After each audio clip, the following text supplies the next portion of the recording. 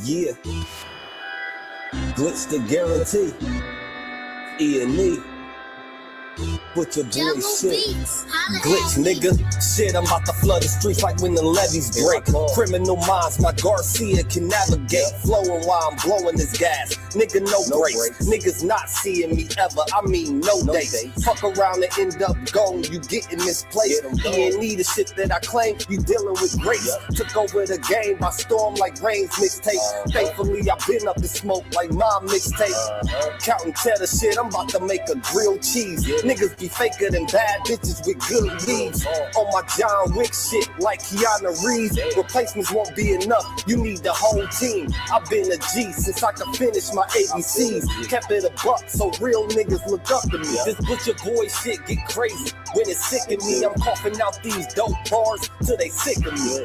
Can't get rid of me, still can't find a remedy. Still blowing palmers, if it comes to Hennessy. E&E, we own our shit independently. When I go out on a limb, I take extremities.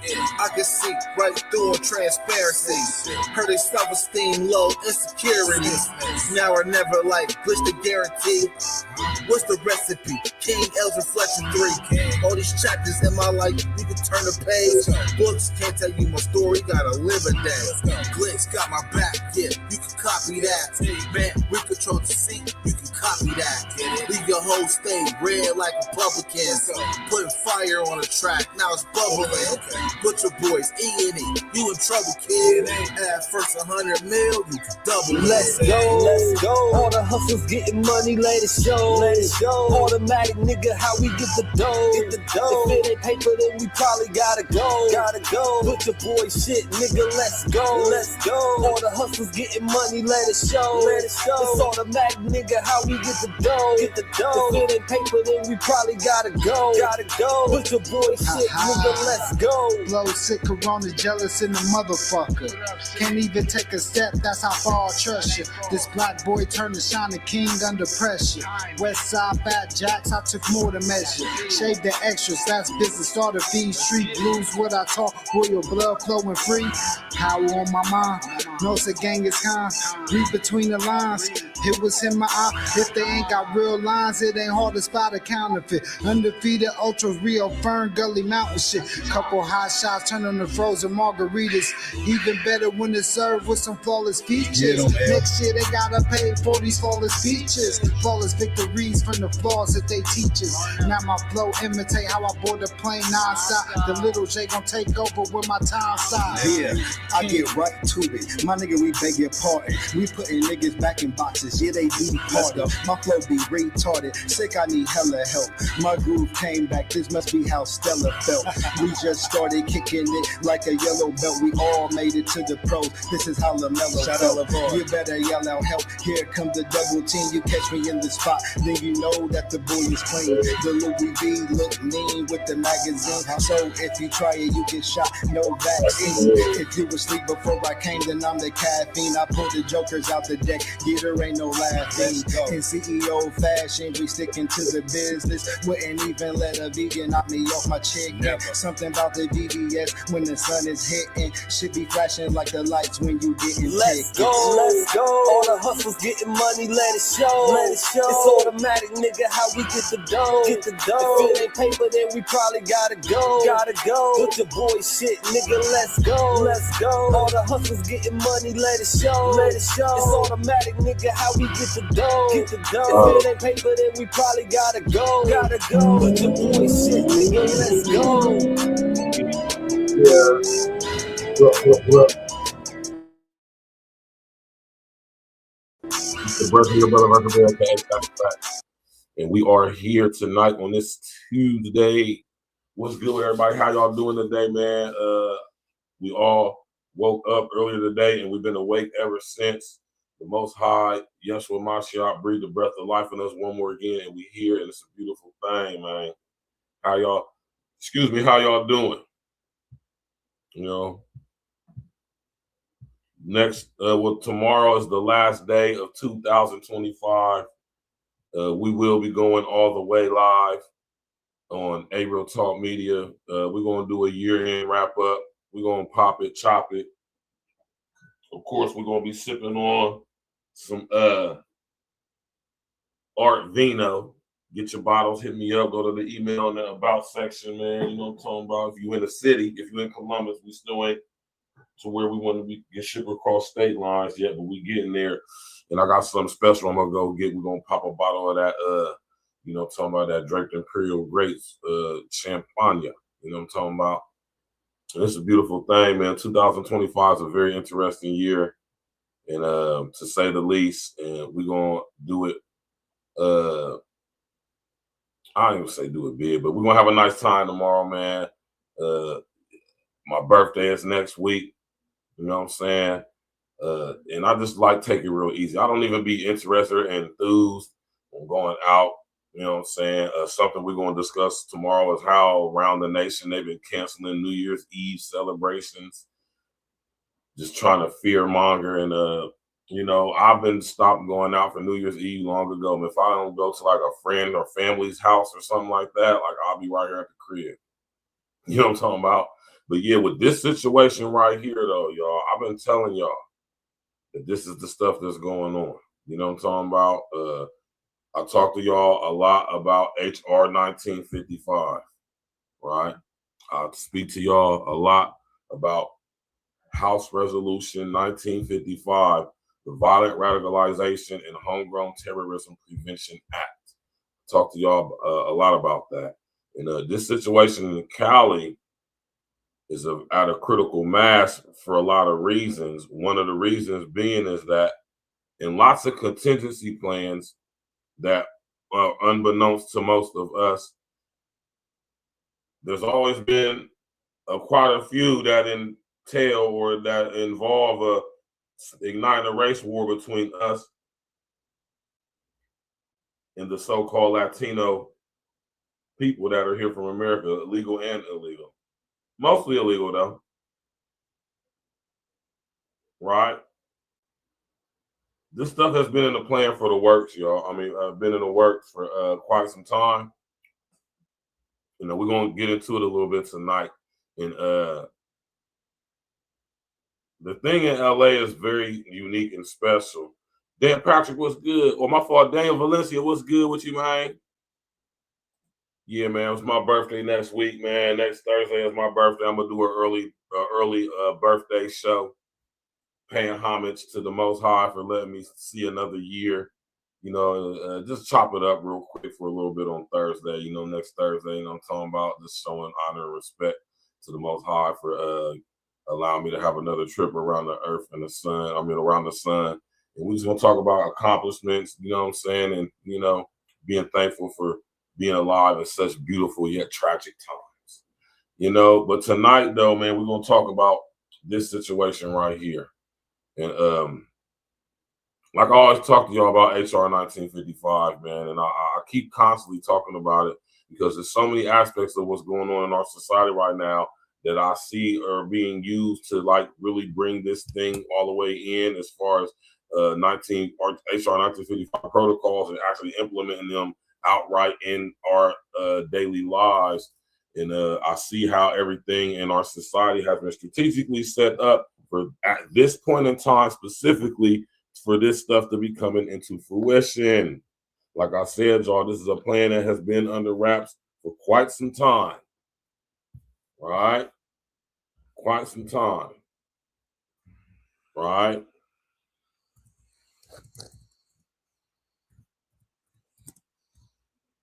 Right? And this thing that's been going on in California, specifically in LA,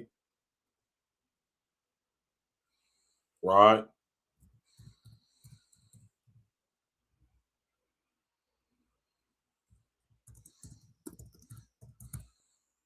Right? It's been going on for quite some time, and all this stuff has been set up for it to go down just like this, man.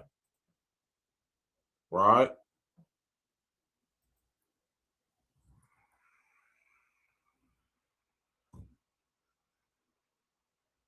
Right?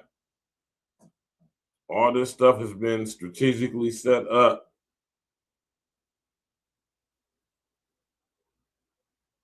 You know? Strategically set up. You know what I'm saying? It's been strategically, intentionally set up. You understand me? To create the tension that it's creating now, man. Because in order to implement the order within HR 1955 and deeming us all enemy combatants and all homegrown terrorists will be such a race war. And with the onslaught of social media, social engineering, it has been used to fuel the race war, the racial indifferences between the Mexicans and Americans, especially with this illegal situation and them overpopulating the blacks in LA, and LA, the blacks in LA having to move up out of there, not because they're scared of the goddamn Mexicans, no, but because of financial situations, economic situations. And I want y'all to understand this is being strategically done, right? Y'all got to understand how the things have been specifically engineered to bring about the situations that we are currently seeing, right?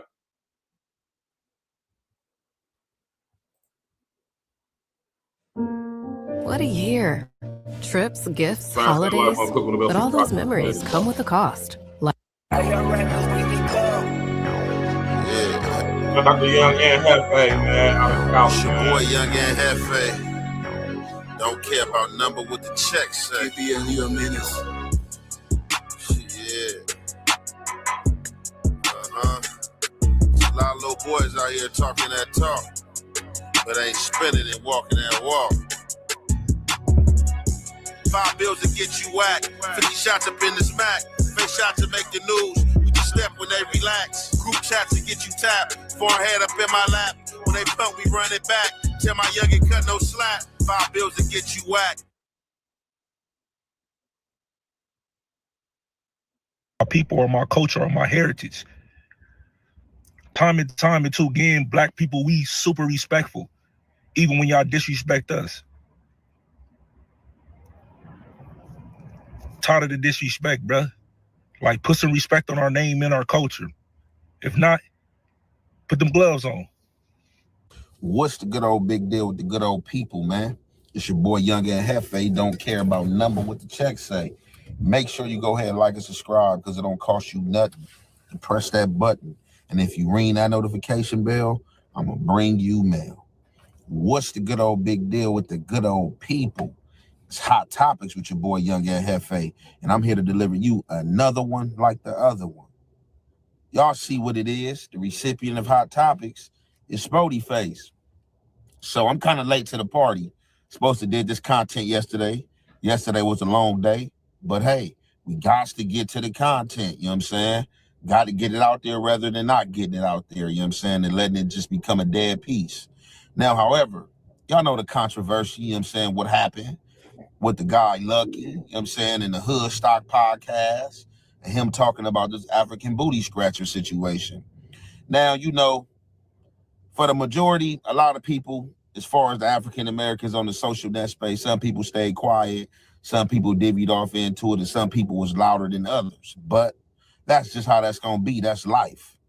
Now, however, Spody Face, you know what I'm saying, has issued the fade out. You know, he like, hey, look, if that's how you feel, if that's what you with, let's squabble up, MMA style or boxing, you know, of your choice.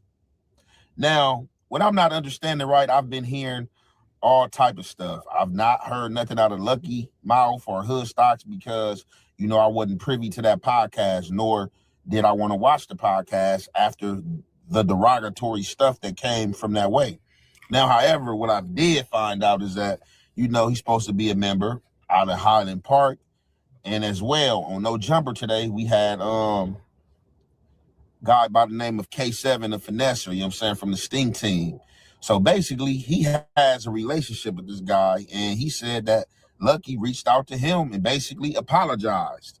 So he apologized on the under, but out to the public, he make it seems like this is what he stand on. He doubling down on it, and obviously, we don't watch his podcast because he has said things worse. Now, we about to play what Spody Face had to say, and y'all already know, man, it's the halfway and the half effect. We gonna commentate. Man, the disrespect and the racism amongst the Southern California Mexican podcasters. This shit getting out of line, bro. Like it really is. Motherfuckers just blatantly just disrespecting the whole culture or demographic and expect nobody to speak on it or call them on a bullshit. But my whole thing about it is, if y'all hate black people so much, why you motherfuckers want to be like us so bad? And y'all I know it's gonna start controversy. Oh, we don't, yeah, y'all do. And this goes specifically to the Hispanics that proclaim to not like us but want to be like us so bad. It's a lot of Hispanics, there's a lot of Mexicans out there, man. Shout out to y'all, the real ones that respect our culture, respect our race, love black people, you know, that could coexist with us. And also, you know, they appreciate our culture. But my whole thing is with these weirdos is they throw rocks and then they hide their hand. Like if y'all want smoke, just say y'all want smoke. But don't take little pop shots, people calling us African booty scratchers and all that. Like, what's up with that, bro? Y'all swear y'all hate black people, but want to be like us so bad. Stop trying to rap. Stop putting earrings in your ear. Stop getting designs in your hair. All this, I could go so on and so forth. Stop listening to rap music. Stop dressing like us. Stop wearing Jordans. Like, all of that are all part of our culture. We made all that pop. Stop wearing designers. Stop wearing chains. Like, so on and so forth. Again, man, shout out to all the real Mexican and Hispanics that really fuck with us and really appreciate our culture. I fuck with y'all. But to the ones who act like they racist and don't like us, stop acting like us. Stop acting like us. Wow. Say y'all won't smoke. In particular, this clown ass nigga Lucky from Hood Stocks. What's up with you, bro? Yeah, I push peace, but I don't tolerate disrespect. So on behalf of me and my people, set that up. I need that. You a big guy, I'm a big guy. Let's do that. You hold it down for the Rasa, I'll hold it down for the Africans, bro. Don't turn it down. Let's get a bag up out of it, man. Let's show people, you know what I'm saying, we could do the things the non-violent way, homie. Hand-to-hand combat, MMA style. Because not only I want to put my hands on you, I want to put my feet on you as well. You real disrespectful over a camera. Put the bag up. We got the bag over here. Mano a mano. Mano a mano, bro. We don't need no make this no race thing, no gang thing, no nothing. I'm calling you out. Get in the ring with me or get on the mat with me. However which way you want to do. I just want to put my hands and my feet on you and show you what this African booty scratcher will do. And that's to any other disrespectful podcaster out there or anybody else in the street that. Shout out to Spody Face, man. Right?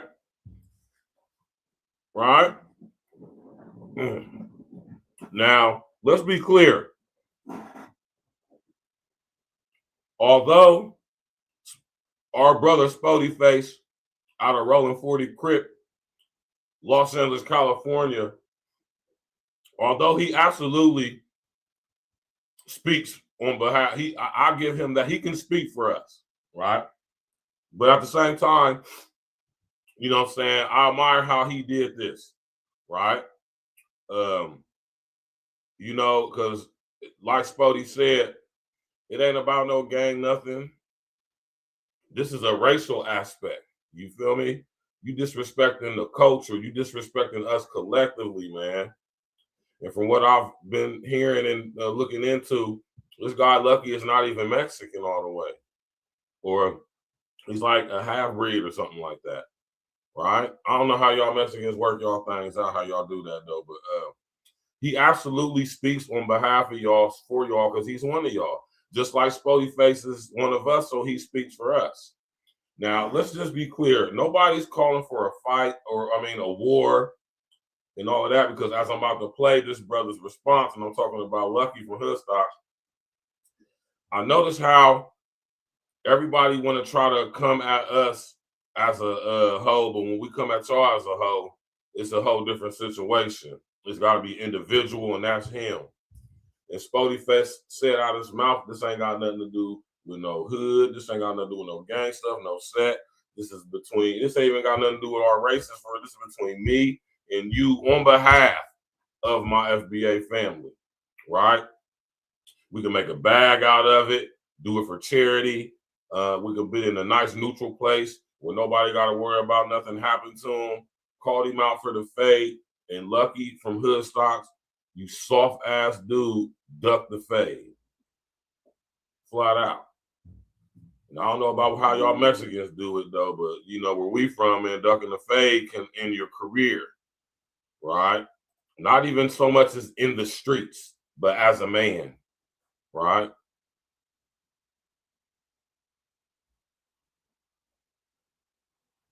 Right, that's a fact. The former pretty boy. What's good with you, bro?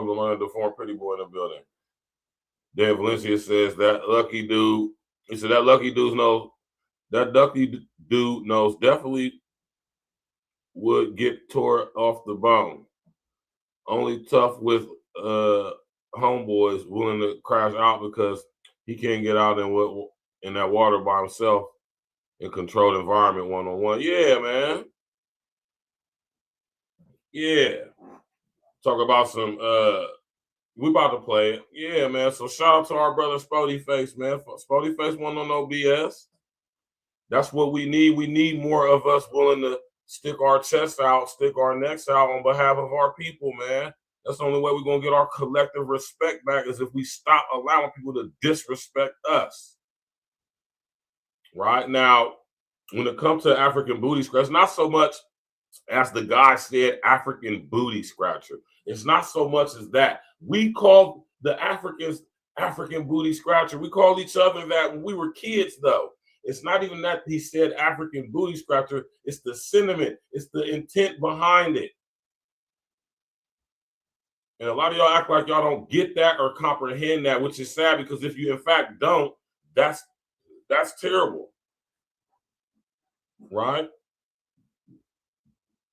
But this is the same group of people that complain about every little thing when it comes from us black folks on the other end. Right? Now, with this specific situation right here, I see what's going on in LA. I've been looking at this for about a year or so now, and I've just been peeping LA specifically and Chicago, and I've been just looking like they got them illegals out there in the process of detaining and removing them. They protesting, they wilding out. At the same time, online gang war is brewing, a street gang war between Blacks and Mexicans, which is part of many contingency plans. A lot of these guys are the offsprings of illegal immigrants, which makes them anchor babies. It's many documentation saying that the illegals from Central and Southern America will be used as shock troops in America. The silent weapons for quiet wars. If you read that document, you read the first chapter of Bill Cooper's book, Behold the Pale Horse, How to Automate a Society. It's crazy, right?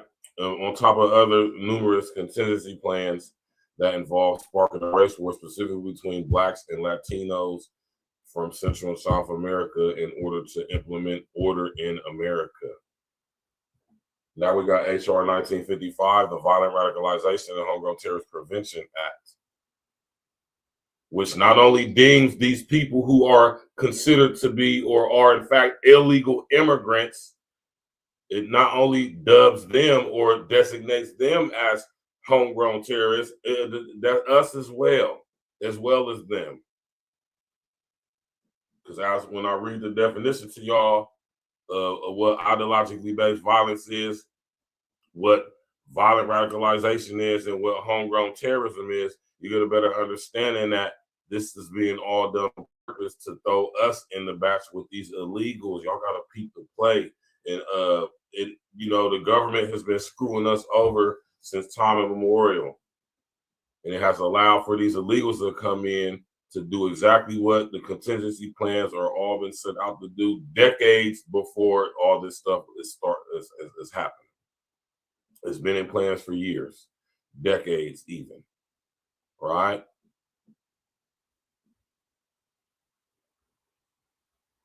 Yeah, you feel me? Like he ain't gonna get DP for ducking the fade. And that's part of their politics out there. And that's why I say, you know, them LA politics, them California politics, man, that's the wild, man.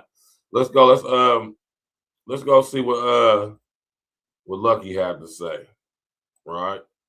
Because I want y'all to understand that this is being used potentially, possibly, or could be used potentially, possibly, to implement 1955 protocols even more outright.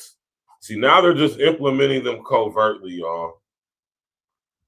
Look at what's going on online and such. They're implementing 1955, HR 1955 protocols covertly right now, meaning that Trump and Arden passed several executive orders that's restricting our freedom of speech, putting into question our accessibility to the internet and what we can say and cannot say on the internet, which is why YouTube and other platforms are constantly going through, notifications and changing their, their parameters and changing their guidelines and stuff, right? So, we got to peep the play on how it's being done from all aspects and all angles, man. You know what I'm talking about?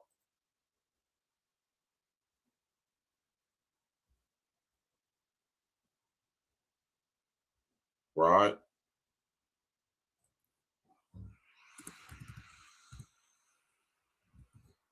Hold on real quick.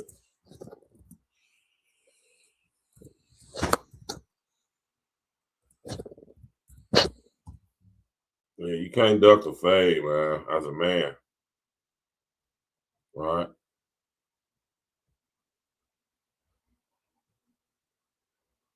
Right?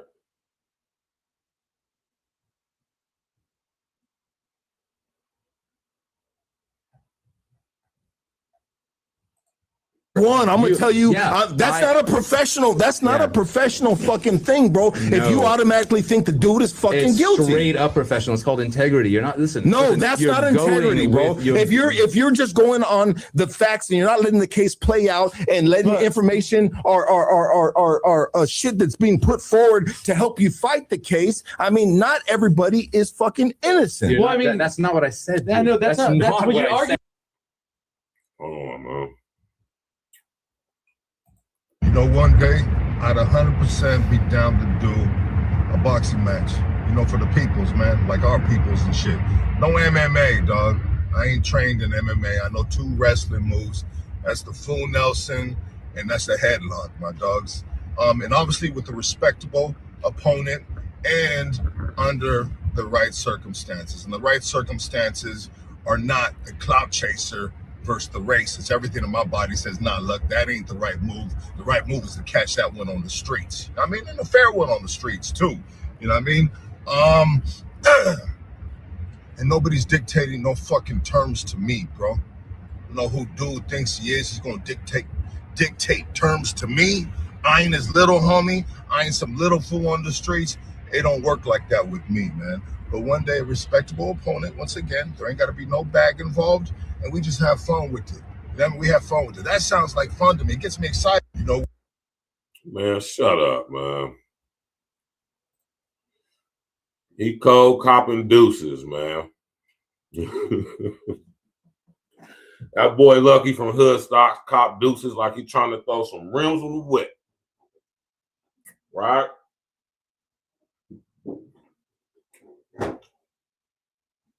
That sounded very scary to me, man. He's only know 2 wrestling moves. Man, shut that. So, bruh, if you scared to fight, just say you scared to fight. You talking about pull up. That. Why would you do that? What if the shoe was on the other foot and Spuddy Face said, hey, man, yeah, pull up to a hood day. Pull up to a 40 hood day. And you know what? You could probably pull up to a 40 hood day and get the fair fade. But I think Spuddy Face will beat your ass, bro. Right? But this ain't about that, y'all. Nonviolent, nonviolent. I have no gripes against two men consenting, willingly getting in a structured fight to where people are getting paid. It's going to be on pay-per-view, on the YouTube or whatever, however they're going to set it up. It's going to be a bag involved for everybody involved. And it's for a cause, right? I don't see nothing wrong with that. They've been doing that for I don't know how long. And nobody's died behind that stuff. Like, you know, but I want y'all to understand, I think this situation right here specifically is something that could be used, maybe probably is being used to add fuel to the fire of what is potentially, or what I say, what is planned to take place in order to implement order. What do I mean by order? Implement HR 1955 protocols in cities like LA, cities like Chicago, cities like Columbus, cities like New York, New Orleans, Atlanta, and so forth and so on. Philadelphia, Baltimore, Charlotte, Memphis, all across the country, man. And there are all the other little cities as well. Right?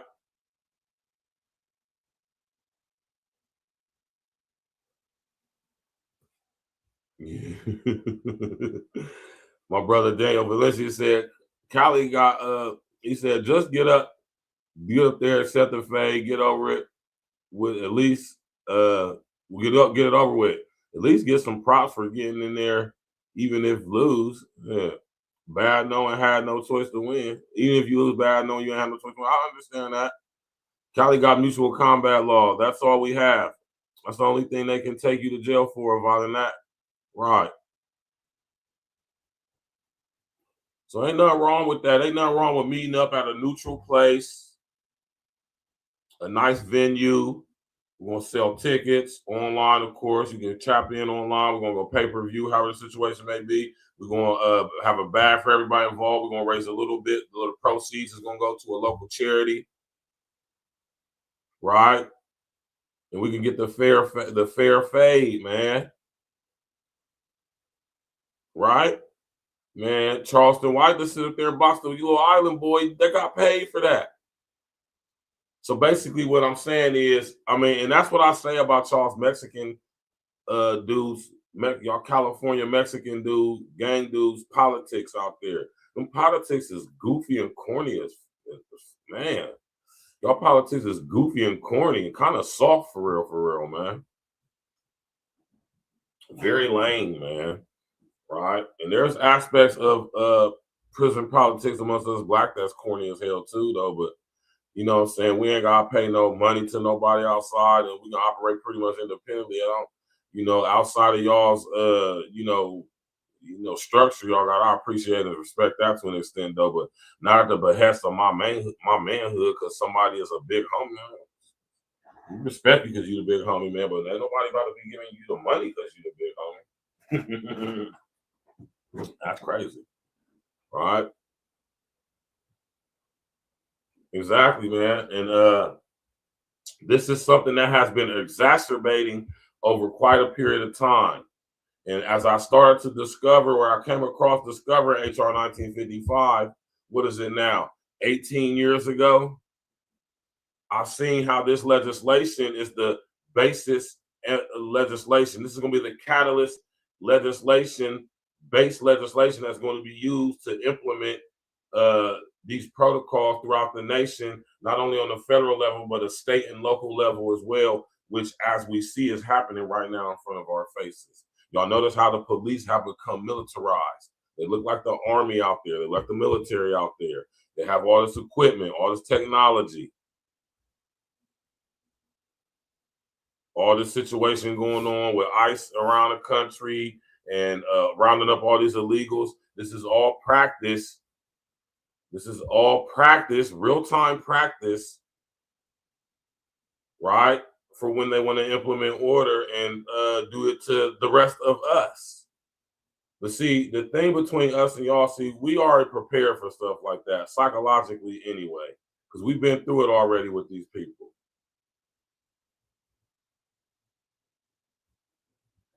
Right. You know what I'm talking about? And violent radicalization is being promoted, marketed, advertised, pushed, all on social media, specifically YouTube. And everywhere else as well, but specifically on YouTube, right? We got this whole culture of gang/prison content, which is based in LA for the most part, because it's derived off of LA gang, street gang politics with the Mexicans and the blacks with the Bloods and the Crips and the Pirus and the Dalus and the Mexicans and all of that. And now they got the illegal immigration situation going on out there. ICE is out there. It's the perfect environment to use propaganda to ignite and incite a race war between the two groups of people, right? The two groups of people who actually should be teaming up with each other. But due to centuries of indoctrination that has been placed there strategically, is making it very difficult for it to happen. And this ideology is so ingrained into the psyches and the fabric freaking fibers of y'all's DNA, Latinos, specifically Mexicans, we're talking about tonight, that it's a large population of y'all that are just too far gone. Just like amongst us FBAs, there's a large percentage of us, a population of us that are too far gone, that we're going to have to write off.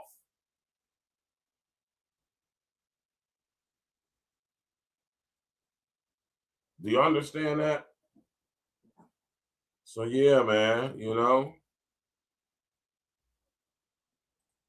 If you scared to catch the fade, Lucky, just say you scared to catch the fade. One day, I'd 100% be down to do. Sound like you were scared to me, bro. Sound like you ducking that work to me, man. Right?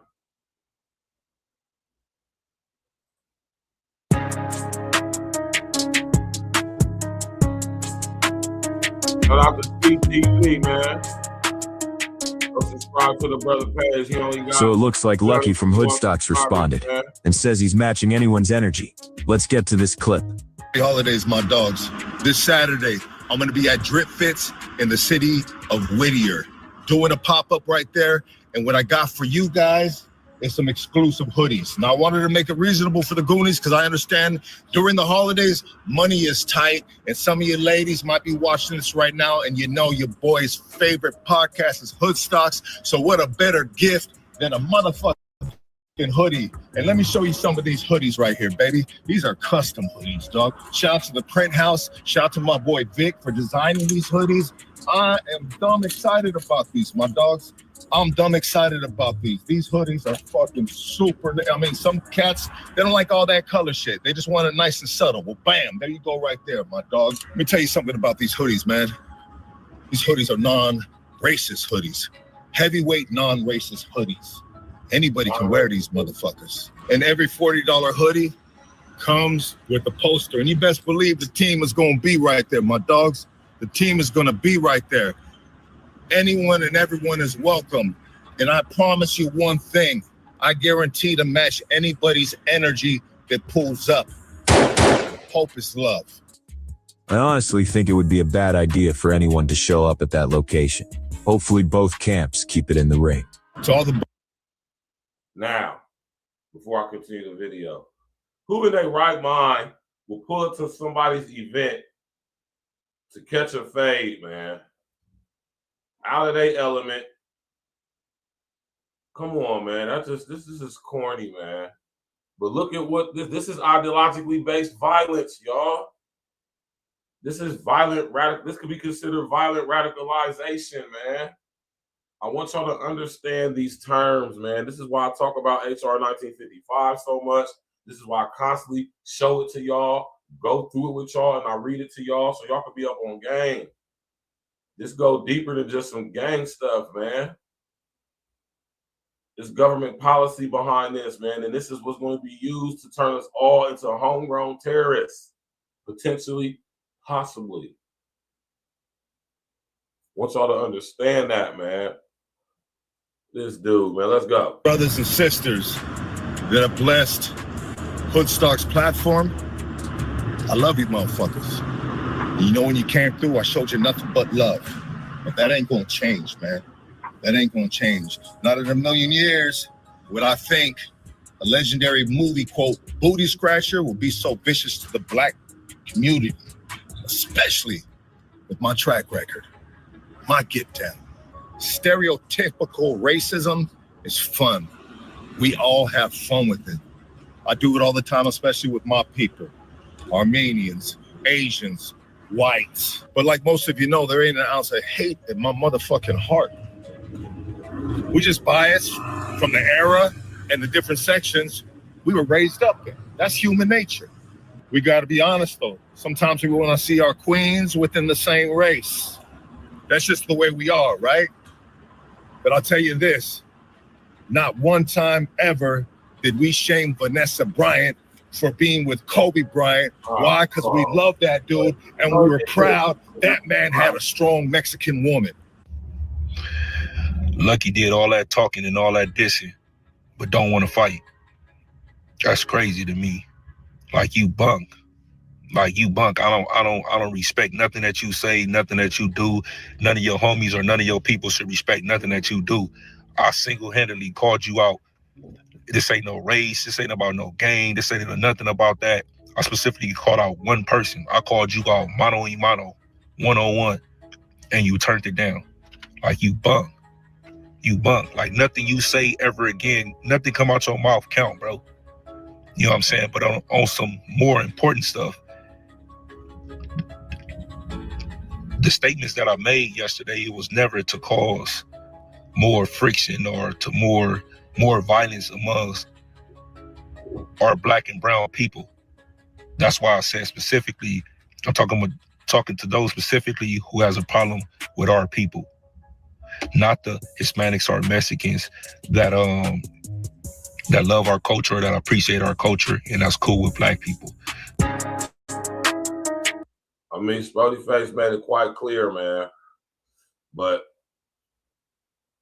in reference to what we're talking about tonight, this situation right here can get out of hand at the snap of some fingers, man. At the drop of a hat, so to speak. And I just want for my brothers out there in LA, man, my FBA brethren like Spotty Face who standing on business. I want y'all to understand that the government has actual law in place for stuff like this, man. And it also says within HR 1955, which I'm about to show y'all, that they plan to eradicate homegrown terrorism. They plan to eradicate ideologically based violence. They plan to eradicate violent radicalization. And I want y'all to understand what eradication means. Right? Smash that like button, click on the bell, subscribe to the page, share on social media. Put a number 11 in the chat if you think this online mess going on out of LA is being used to spark and ignite a race war between us FBAs and the Mexicans in LA.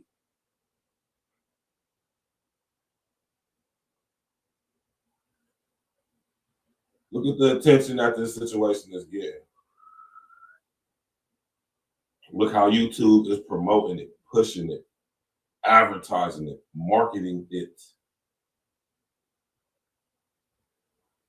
Right? Look at the content, the genre, street gang content, street gang and prison content specifically coming out of that LA. Look how it's being promoted and pushed. Right? It's inevitable, especially with platforms like the one YT boy, right? Look at the funding that goes behind it, right?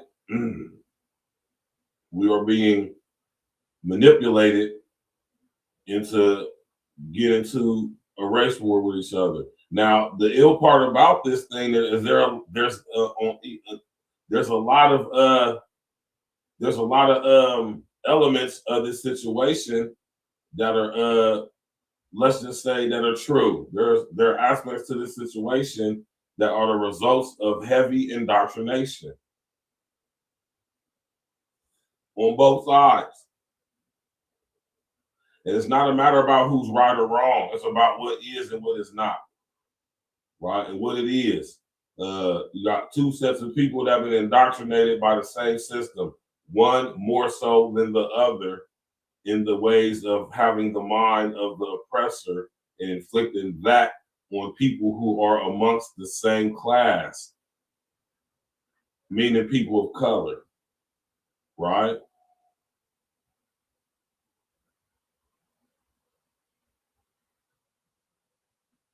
The Violent Radicalization and Homegrown Terrorism Prevention Act.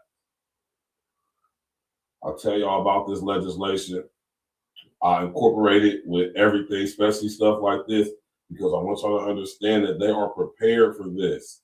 This is why, at the same time, and look at the double-mindedness of the government and the powers that be. At the same time, they come up with legislation like HR 1955 that basically deems us homegrown terrorism or homegrown terrorists if we in any way coerce, any way go against any type of government policies, right? We could be considered a homegrown terrorist. And the reason we could be deemed that, because we can be guilty of spreading either ideologically based violence, violently radicalizing people, or both. And it's not just exclusive to us U.S. citizens.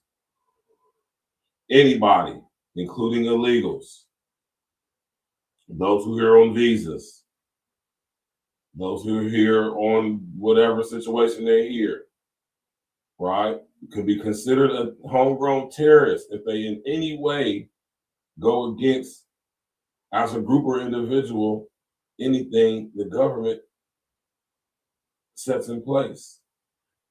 Won't matter if it's regardless of your religious, social, or political views. And I want y'all to understand that, man. How all this stuff online is going to be used against us. I just did the show on the AI court, the AI judge, the movie Mercy, which comes out in another week or so, right? This is all connected.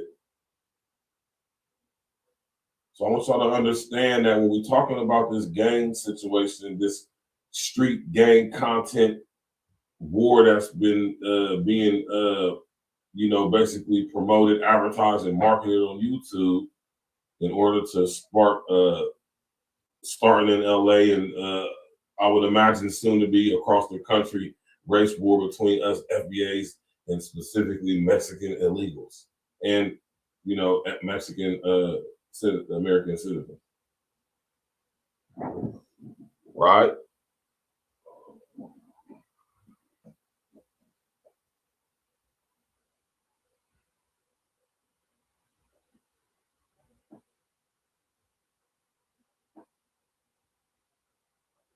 Exactly. And it's been brewing in LA and it's coming to a head now. Right? And now the pimple's about to burst. Right? And they got tons of illegals just still in LA. Like I said, man, they use the shock troops. Right? And although I have my feelings towards this situation, though, I don't want anybody to get hurt. We're not calling for no violence. I would never, ever encourage y'all to physically accost anybody who may be a Latino or Mexican, Guatemalan, Puerto Rican, whatever they are, man. I would encourage my people to just, focus on what we need to focus on as a group and collective to get our community in order, get our house in order, as in there is only 4 years left until the contingency plan, global contingency plan of United Nations Agenda 2030 for global sustainability. We're only 4 years away from 2030.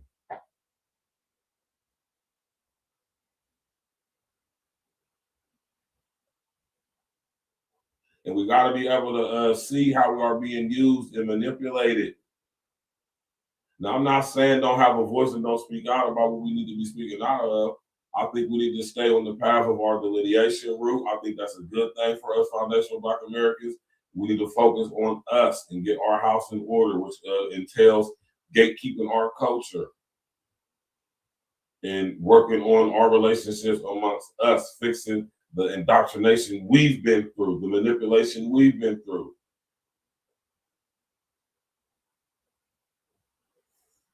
Right?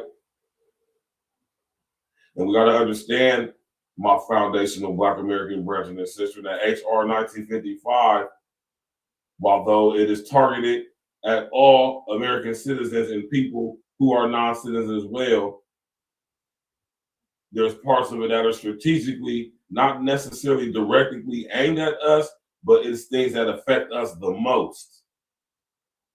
So this is why I always talk about HR 1955. This is why I always speak on it. In this situation right here, that is brewing out there in LA, online as well, starting out of LA, stemming from LA, is being done on purpose. Please believe it.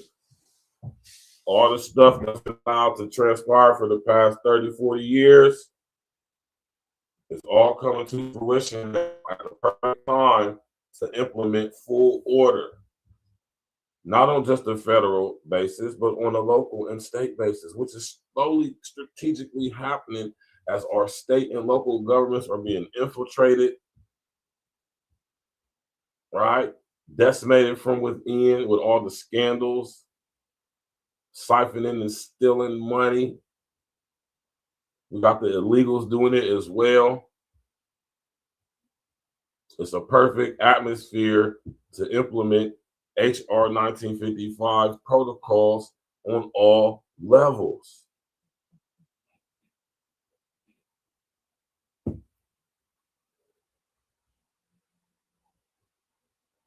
That's a fact, Monique Robinson. What's up with you, loved one? That's a fact. We have to work on ourselves spiritually, on codes, stay in shape. Yeah, all of that, man. That's what we need to focus on. We don't need to be worried about what's really going on with the illegals, man. We can't be deported. We ain't being deported. We need to take advantage of the time, the opportunities that's opening up for us, right? Collectively moving forward.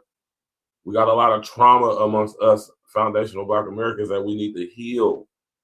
And we need to get back. Just imagine if we could get things back to how they was in the 50s and the 60s, going into the late 60s, early 70s, man, before they flooded our neighborhoods with gangs and drugs and feminism.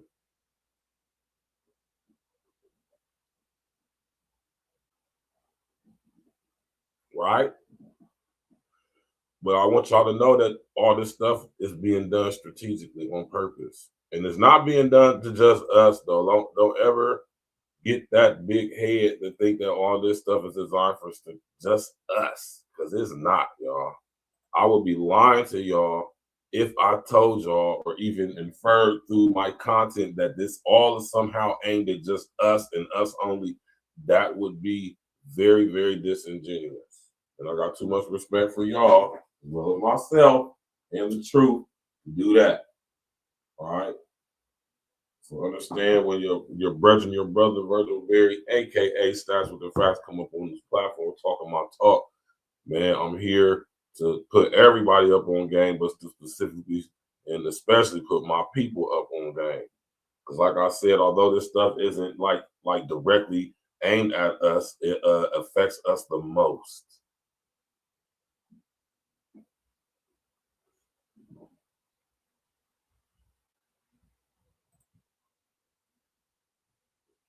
Literally, it's almost like a rite of passage if you grow up in Cali, from Fresno on down to San Diego, as a Black man raised from the 80s to 90s, some kind of conflict. Well, yeah, That's been made to happen on purpose. This is all part of what's going on now. This is strategically have been done, right?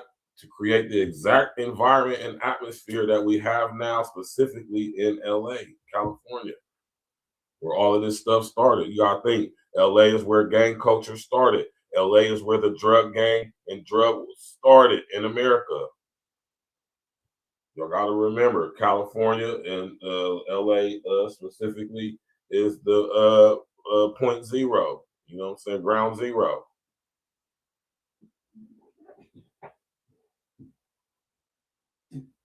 Right? Right there on the Mexican border, where literally millions of illegal Mexicans have come into our country, reproduced, produced hella anchor babies. And now we're in a situation, this is, like I say, it's contingency plans that speak specifically on using the Latino population as shock troops in America in order to implement order. What's part of order? HR 1955, which is the base legislation that is going to be used as this new system that I keep talking to y'all about is coming in. This is not designed just for American citizens. It's designed for everybody. This is why I keep telling y'all, UN Agenda 2030 is 4 years away. We are being inducted into a global society. These illegals will be removed temporarily, and they will be brought back once construction and automation is complete, and they need them for where they need us, in the human settlement zones I've been telling y'all about. HR 1955. This is a perfect situation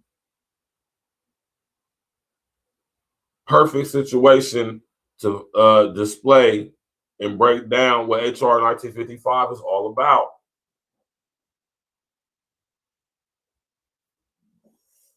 House Resolution 1955, the Violent Radicalization and Homegrown Terrorism Prevention Act of 2007. And mind y'all, this is law, y'all. This is just not this is law. This is congressional law. This is the law. This is what's going to be used in these advocate courts that are about to be popping up as our governments get swallowed up and federalized, as well as privatized, due to the failure of local governments. Look at the local governments in our country now, especially our major cities, where all this calamity is going on. They're all ran by, this has been strategically done in order to implement order, right? Box clever with your language. Y'all know 2 words that go in front of order. We're just gonna call it the global system and structure, right? That's coming in. UN Agenda 2030, I did a whole series breaking down all 17 global sustainable goals. Right?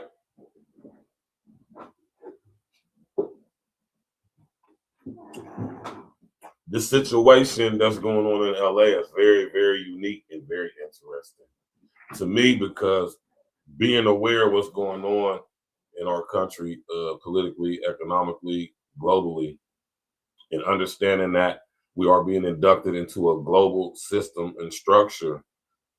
When I see stuff like what's going on in LA, I see HR 1955 being implemented more and more, like I say, not on just the federal level, but now a state and local level, right? And I constantly bring up this legislation because I want y'all to go look at it. I want y'all to understand what this legislation means and what it is saying in it, and what that means moving forward, specifically for us in America as citizens. Because this is the legislation that basically can deem us, or basically deems us, homegrown terrorists or potential homegrown terrorists. And once again, I have to drive this home within this same documentation of this legislation. They say that they want to eradicate homegrown terrorism, ideologically based violence, violent radicalization. Their plan is to eradicate it. And y'all better understand what it means to eradicate something, right? That don't mean put it in jail for 100 years. That's not what eradicate means, right? Eradication is not incarceration, right? Right? Now, I'm telling y'all, my brothers out there in LA and California, man, the indoctrination is deep on both sides. I will say that. All right. I gotta be a straight shooter and call it like I see it. It's indoctrination on both sides. But, right, as FBAs, man, now that we are actually starting to slowly but surely come on one accord, as this thing is spreading from offline onto real life, and we started like link up with each other. It's a beautiful thing that I see what's happening, man. Y'all got to understand this is at the time where we're going to become under more attack, which is why this legislation, one of the reasons why this legislation was set in place, because like I said, although we're not specifically targeted or named within the document, the things that are going to be affected most by this is going to affect us the most because of the demographic of where we stay at, right? And where these protocols will more than likely be first implemented due to the political and social unrest situations that are brewing right now. Think about it: California, LA, Chicago, Baltimore, New York. You hear me? Atlanta, Miami, Columbus, Cincinnati, Detroit, Memphis, all the cities where we at in our large populations in numbers. So, you know, we got to understand how dire it is for us to get on one accord. We have to get rid of all our negative aspects of our culture and our society as Black folks in America. We got to start loving on one each other. We got to link up with each other. We got to do business with each other. We have to group together. We got to start, man. We got to, you know, like how we was in the 50s and the 60s, man. It was a beautiful time, man. That was a beautiful time to be alive when we was on one accord as Black people, man. We in similar times right now. I would argue that we're in a little bit worse, you know, because we're not united. At least back then we was united. We're not united right now. We are extremely divided, and that's why it's important for us to focus on us and only us, and not get caught up in this whole rigmarole of this illegal immigration situation, because it really ain't got nothing to do with us. It really doesn't affect us in a negative way, right? I'm not going to say all the illegals is just going to make things whoop-de-doo, lickety split better for us, but I mean, it's not going to hurt our situation in any way, them leaving. It actually leaves the potential for it to get better for us, because now we ain't got no other groups of people who we got to worry about who are not on our side, right? Sucking and siphoning our resources up that could potentially be ours to get once we come on one accord. Like how when they come over here, they get on one accord and they take advantage of the benefits that are given to them that we should be getting. But we're so divided, we can't even access the resources because we can't get on one accord with each other.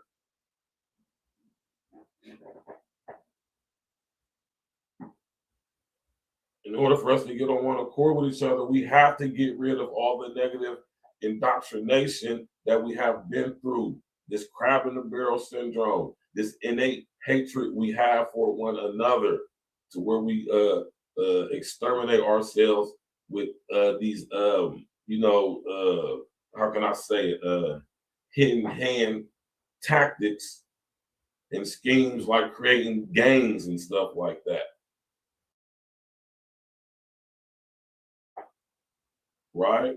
Bringing drugs in our community, hitting us with feminism, the fun boy LGBTQ LMNOP barbecue committee agenda, and everything else that has been thrown at us to separate and divide us from a point in time when we were so united, y'all, that we was the most married population in America. This is right after slavery. Post-Reconstruction, Reconstruction. At a time when we was billionaires. Right?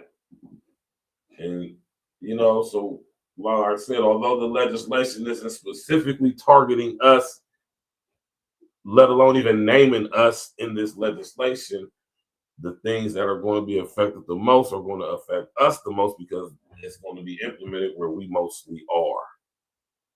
Do y'all understand that? Right? Now, I want y'all to, every time I do this, I talk about this, I got to do this, man. I want y'all to go research HR 1955 right when y'all get the time. I want y'all to study this legislation, learn it. It is very, very, very important for you to do so. Knowing is half the battle, right?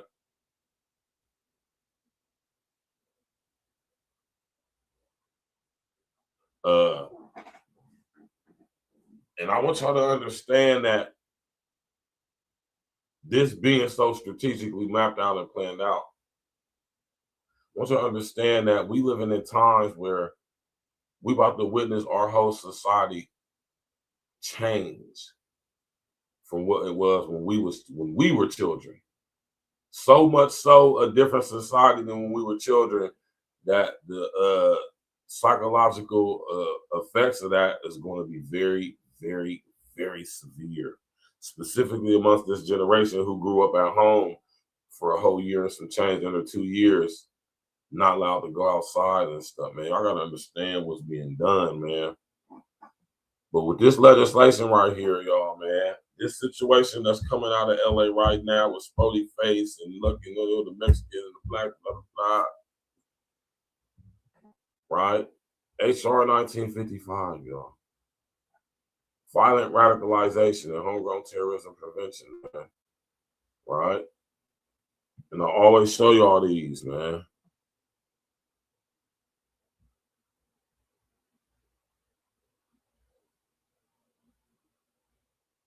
I always show y'all these, man. In this legislation, these are 3 terms that they have come up with in order to identify when somebody is potentially guilty or suspect of committing a federal offense, which could deem them a homegrown terrorist, right? My brother Cortez, what's happening with you, man? Right? And this is very important legislation, y'all, because like I said, this is targeted for everybody. Right?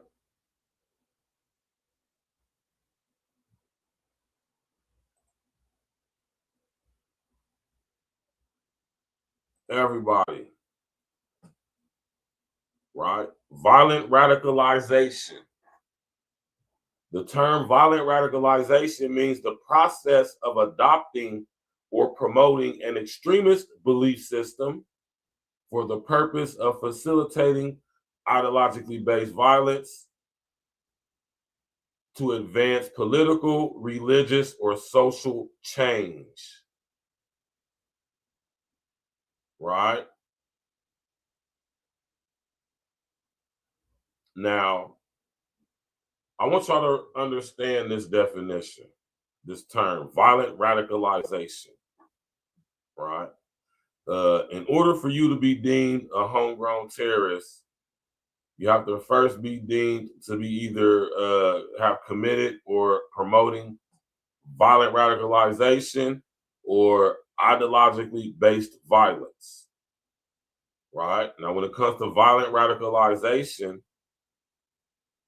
the process of adopting or promoting an extremist belief system for the purpose of facilitating ideologically based violence this definition right I'm about to read next, to advance political, religious, or social change, right? Right? So if you could be considered doing anything or promoting any type of ideology, any type of belief system, any type of instructions, any type of knowledge or gain or information, right? If you doing that, and within doing that, you could be considered facilitating ideologically based violence in order to advance your political, religious, or in order to advance political, religious, or social change, right? If you're a person who similar to Charlie Kirk, right? If you're a Geno Jennings for religious, or if you're a social change, any one of us so-called influencers, right? This is how broad this is. This isn't really specific. This is why I say this is targeted for all of us, even illegal immigrants, right? So I'm going to read it one more time. Violent radicalization, the process of adopting or promoting an extremist belief system for the purpose of facilitating ideologically based violence to advance political, religious, or social change. Now, what is an extremist belief system? Right? What is an extremist belief system? Right? What can be considered, or what is considered to be an extremist belief system? Notice how in this legislation, there's no definition for an extremist belief system, right?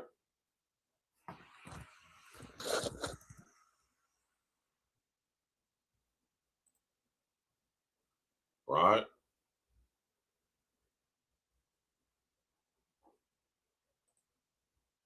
So that when y'all, and this is what I want y'all to do, when y'all read this type of legislation, these congressional legislation, I want y'all to understand this is a language that has not been taught to us. And it's called legalese. You know what I mean? I want y'all to, when y'all reading this legislation, I want you to really put your thinking cap on, right? Because they talk in code while under the guise of speaking in plain English, right? Right? An extremist belief system. Well, what is an extremist belief system? Right? So naturally, I want y'all to start putting y'all's thinking caps on when y'all reading stuff like this and ask questions. This is what I call critical reading, right? Or what is known as critical reading. Okay, so we can be considered facilitating ideologically based violence for having an extremist belief system. Well, what is considered to be an extremist belief system? Better yet, what is an extremist belief? What does it mean to be an extremist? Right? And this is why I say it's why I encourage reading words and studying etymology. Right? Because this is how they manipulate us through the language. Right? An extremist, a person who holds extreme or fanatical political or religious views, especially one who resorts to advocate extreme action.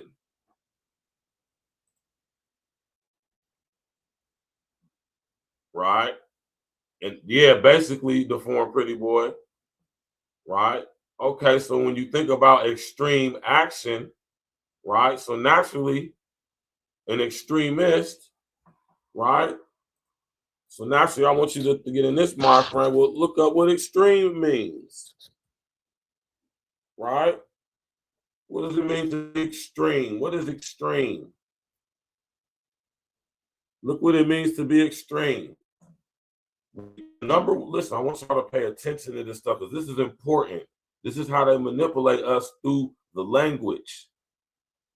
Well, if you can be considered facilitating ideologically based violence for adopting or promoting an extremist belief system. They're saying you're an extremist. That means you're doing something extreme, right? Extreme means to reaching a high or the highest degree. Very great. Furthest from the center or a given point, the outermost. Either of two abstract things that are as different from each other as possible.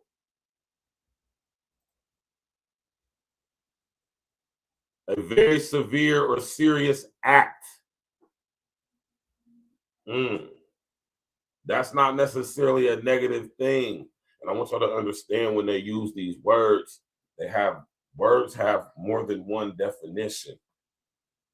This is why I encourage y'all to read the definition of words and learn all their different definitions, and also to study etymology, the origin of where these words come from. Two different things, right? So, according to HR 1955, the definition of violent radicalization, promoting a very severe or serious act, which isn't necessarily negative, right? Promoting the highest or the most extreme degree of something, right? Being furthest from the center or a given point, or being furthest from the center or a given point, right? Or this one right here, or reaching a highest degree, or being very great, is considered to be extremist, right? Or that could be considered to be something that you're using to facilitate ideologically based violence. Understand what that means, brethren and sisters, right? Exactly. And in the simplest terms, being free thinking, right? Notice how this legislation is targeting every aspect of our society. Anybody could be deemed a homegrown terrorist, right? Now let's keep reading, right? Now let's read what is ideologically based violence, right? Ideologically based violence is the use, planned use, or threatened use of force or violence by a group or individual to promote the group or individual's political, religious, or social beliefs. That is what is defining the term ideologically based violence. I'm gonna read that again, y'all. Ideologically based violence means the use, the planned use, or the threatened use of force or violence by a group or individual to promote the group or individual's political, religious, or social beliefs. Now, when we go back up to violent radicalization, right? If you go through a process of adopting or promoting an extremist belief system for the purpose of facilitating ideologically based violence, right? Based on advancing your political, social, or religious views, you could be considered promoting violent radicalization. Notice how violent radicalization isn't necessarily physical, which brings me back to ideologically based violence. It says the use, planned use, or threatened use of force or violence. The word "or" being thrown in between the words force and violence means that they're separate. They're not the same thing, right? It doesn't say violent force. It doesn't say forceful violence, right? It says force or violence, meaning that they're two separate things. So naturally, you have to ask yourself, well, what is force? What is force defined as? What would be considered force? Well, what type of force would I be having to be using to be considered guilty of spreading or promoting or advocating for ideologically based violence? right? Think about that. You could be considered guilty of spreading ideologically based violence if you use, if you plan to use, or if you threaten to use force, right? Pay attention to that, y'all.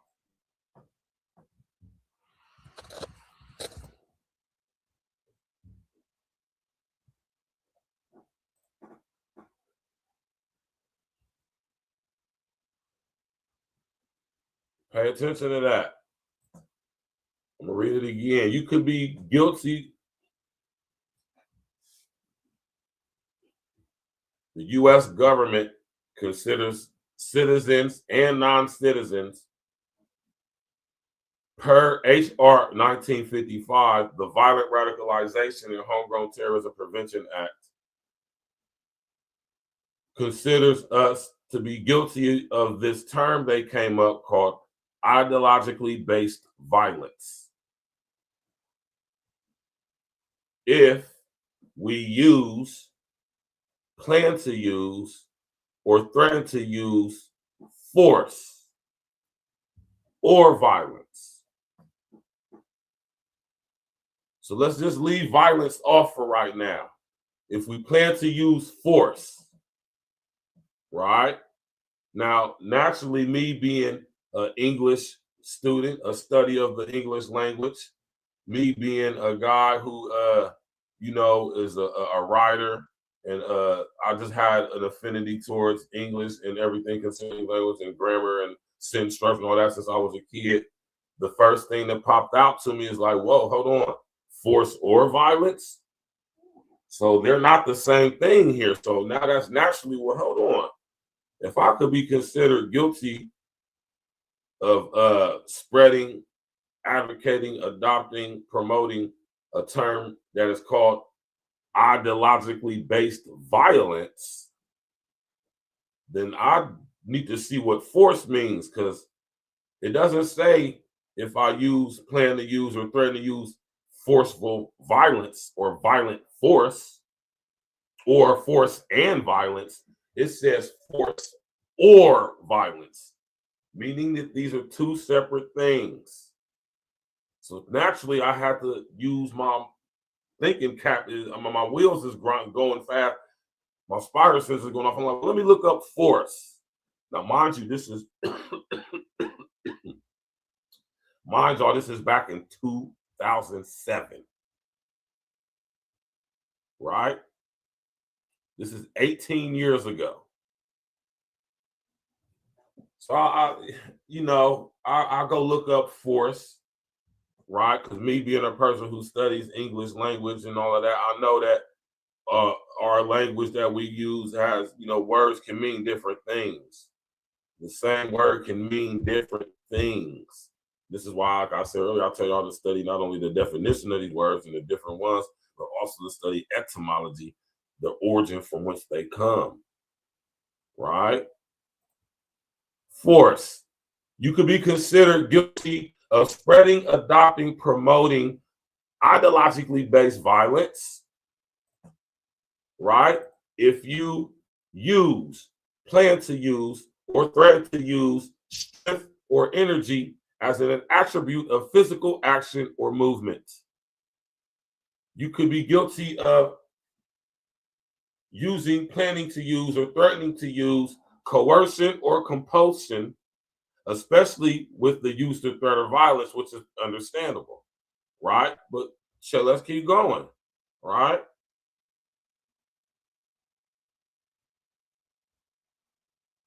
Right?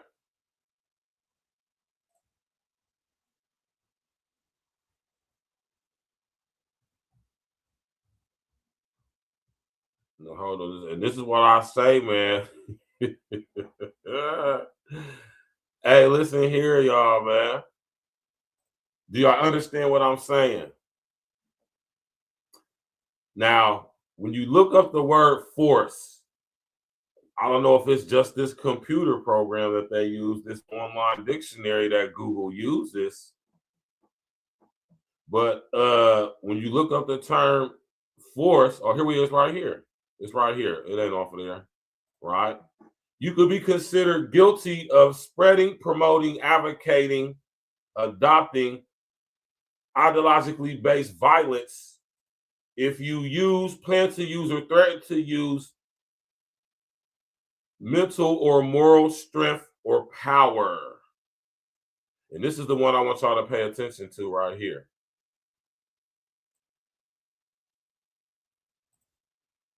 Per the U.S. government, Department of Homeland Security, Secretary of State, the U.S. Defense Department, military, right? The FBI, the CIA, the NSA, and the IRS.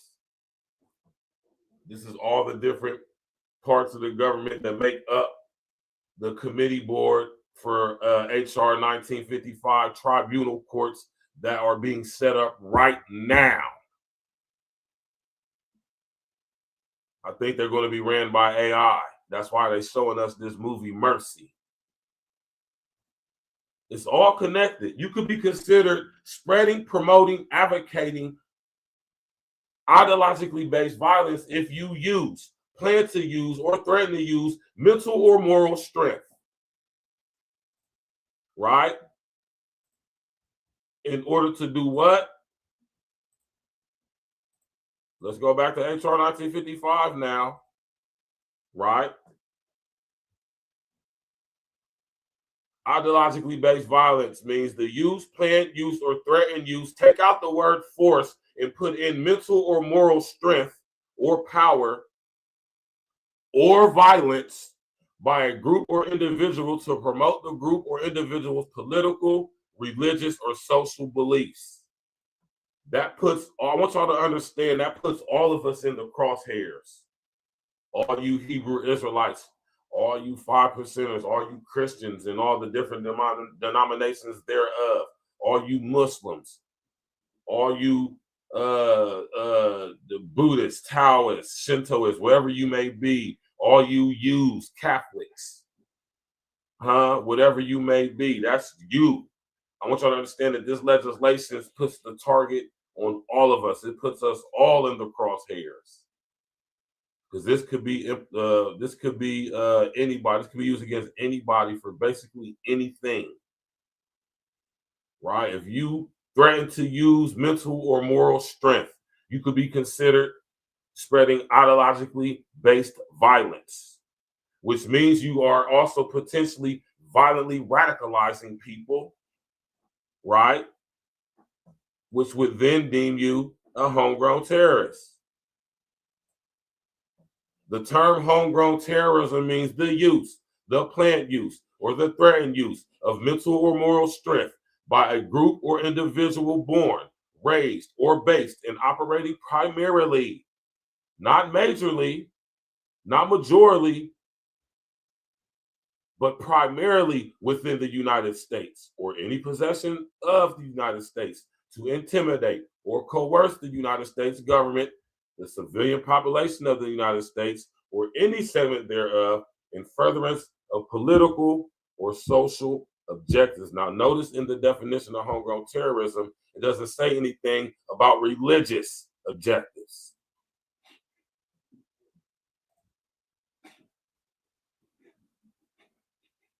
You know, mind y'all, I gotta constantly remind you, this is the law.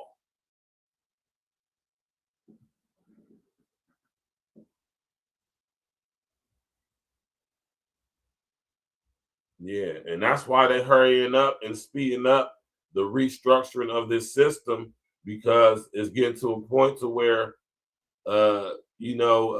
we have the potential to, beat the system. That's why it's in such a mad rush to bring this automated global society in, right? To sort of shut us out the system, so to speak, right? It's kind of like shut the door. They snuck in. They came in the house and seen the doors open, and we seen what they was doing in the room. And they're like, "Oh, let's shut the door before they really see what's going on." Right? I want y'all to understand what's going on. right?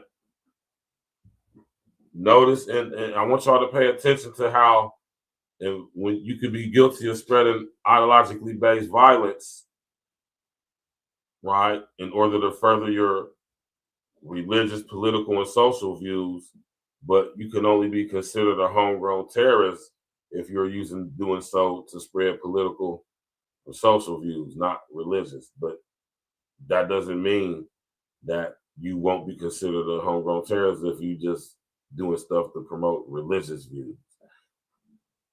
It's context within that, right? What religious views are you pushing? Are you pushing the ones that are allowed by the state and accepted by the state and the system and structure that's been set in power? Or you, You gotta understand. That's why I say understand the language, right? Now, when you're reading this legislation, there's some findings. It's what they call findings. You know, these are like as a result of us examining and researching and studying and observing the behavior in our various cities.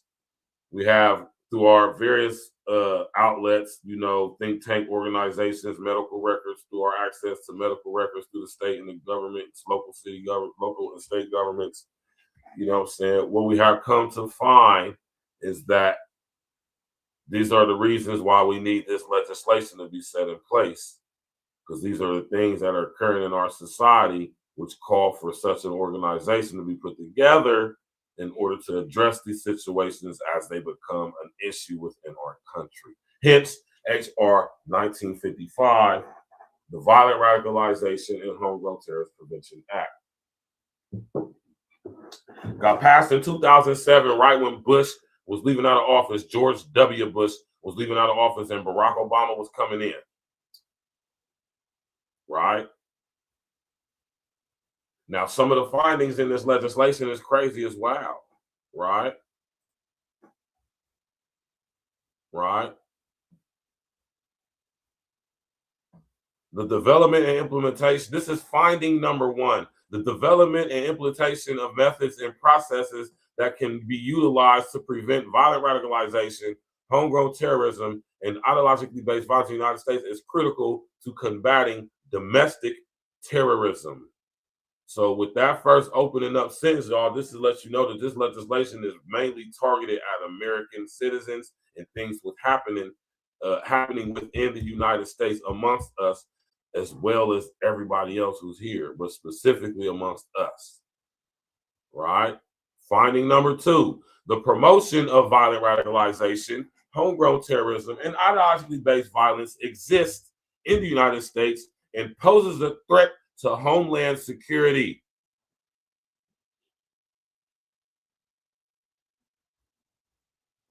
Right? Pay attention to that. Right? Number two. Right? This is said, out of our findings, we have found that the promotion of violent radicalization or the promotion of mental or moral strength, homegrown terrorism, and ideologically based violence, it actually exists in the United States, and they pose as a threat to home. So us thinking freely, us having and using our mental or moral strength in any way we could, which more than likely we use it for positive stuff, that is considered a threat to our government. Right? Number three, the internet has aided in the violent. Listen, let me slow down. All right. I'm gonna turn my camera off. These two. Right. Tap in, walk with me, man. Smash that like button, click on the bell, subscribe to the page, man. We break this stuff down over here at A Real Talk Podcast, y'all. This is the stuff we need to be looking at, y'all. You know, it's a huge man. Most of us, especially us FBAs, we don't even know that this legislation exists.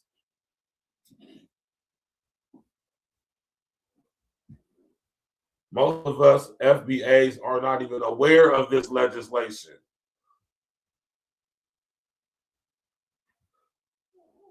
The number three finding in H.R. 1955, the Violent Radicalization and Homegrown Terrorism Prevention Act of 2007, the number 3 finding is that the internet has aided in facilitating violent radicalization, ideologically based violence, and homegrown terrorism process in America or in the United States by providing access to broad and constant streams of terrorist-related propaganda to United States citizens.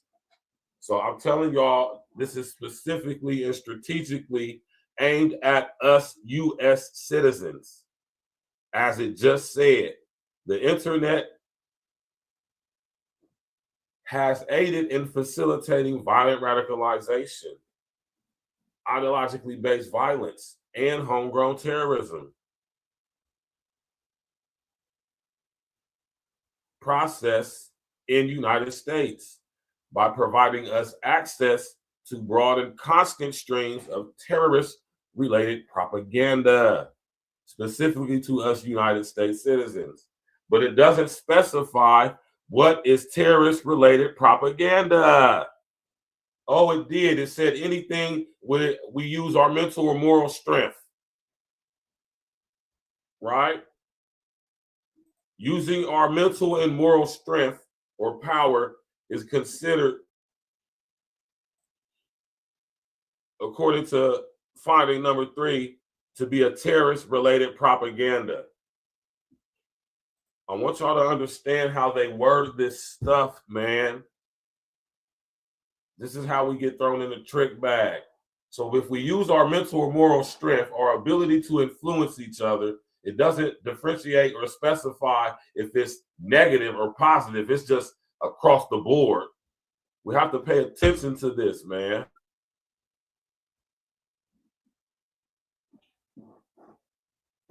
You could be considered a homegrown terrorist, man, for using your mental and moral strength, basically, man, your freedom to think, right?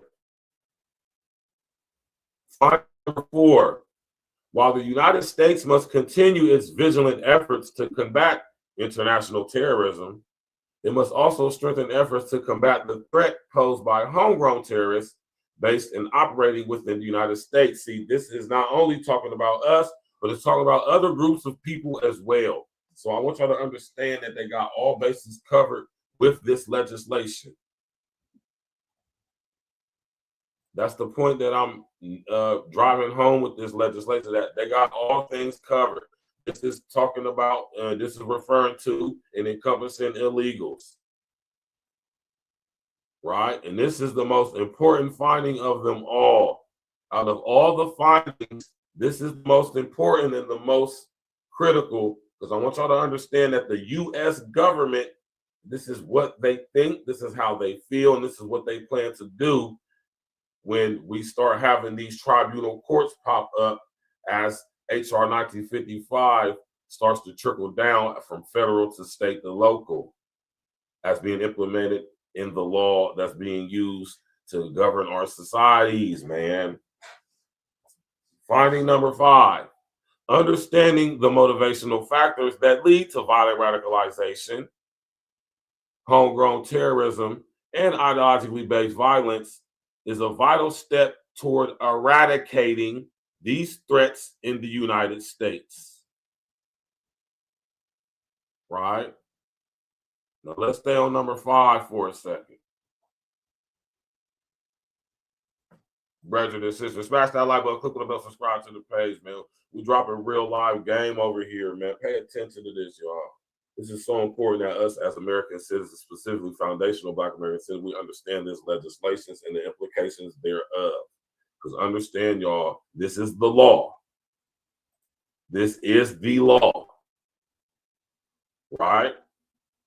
Now let's focus on this number 5 finding. They plan to eradicate these threats of violent radicalization, ideologically based violence, and homegrown terrorism in America. Right? That's what they plan to do, brethren and sisters. That's part of the contingency plan with this legislation, is to eradicate these things.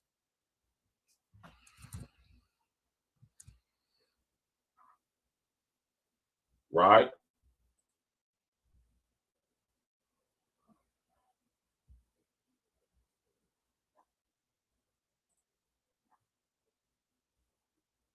They want to eradicate this stuff, brethren and sistren.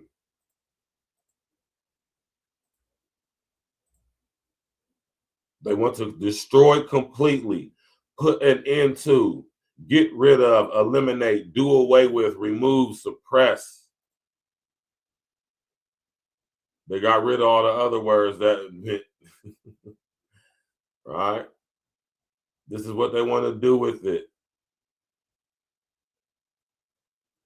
They want to get rid, they want to eliminate this stuff. They want to eliminate people using their mental and moral strength, their ability to influence. I want y'all to understand that, right?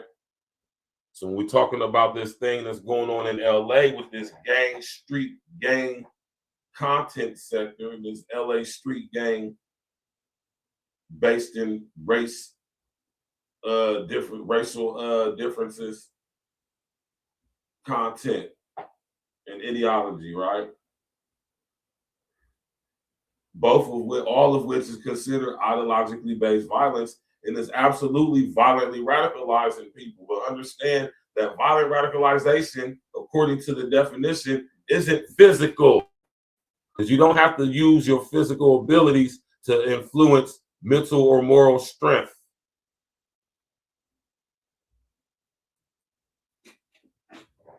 But that's why it says force and or violence, not force and violence. Because they wanted to make a distinct separation. Because if it just said force and violence, you know what I'm saying, or if it would have said forceful violence, you know, that would have been too broad, you know, or a little bit more direct. This keeps it very broad. Right?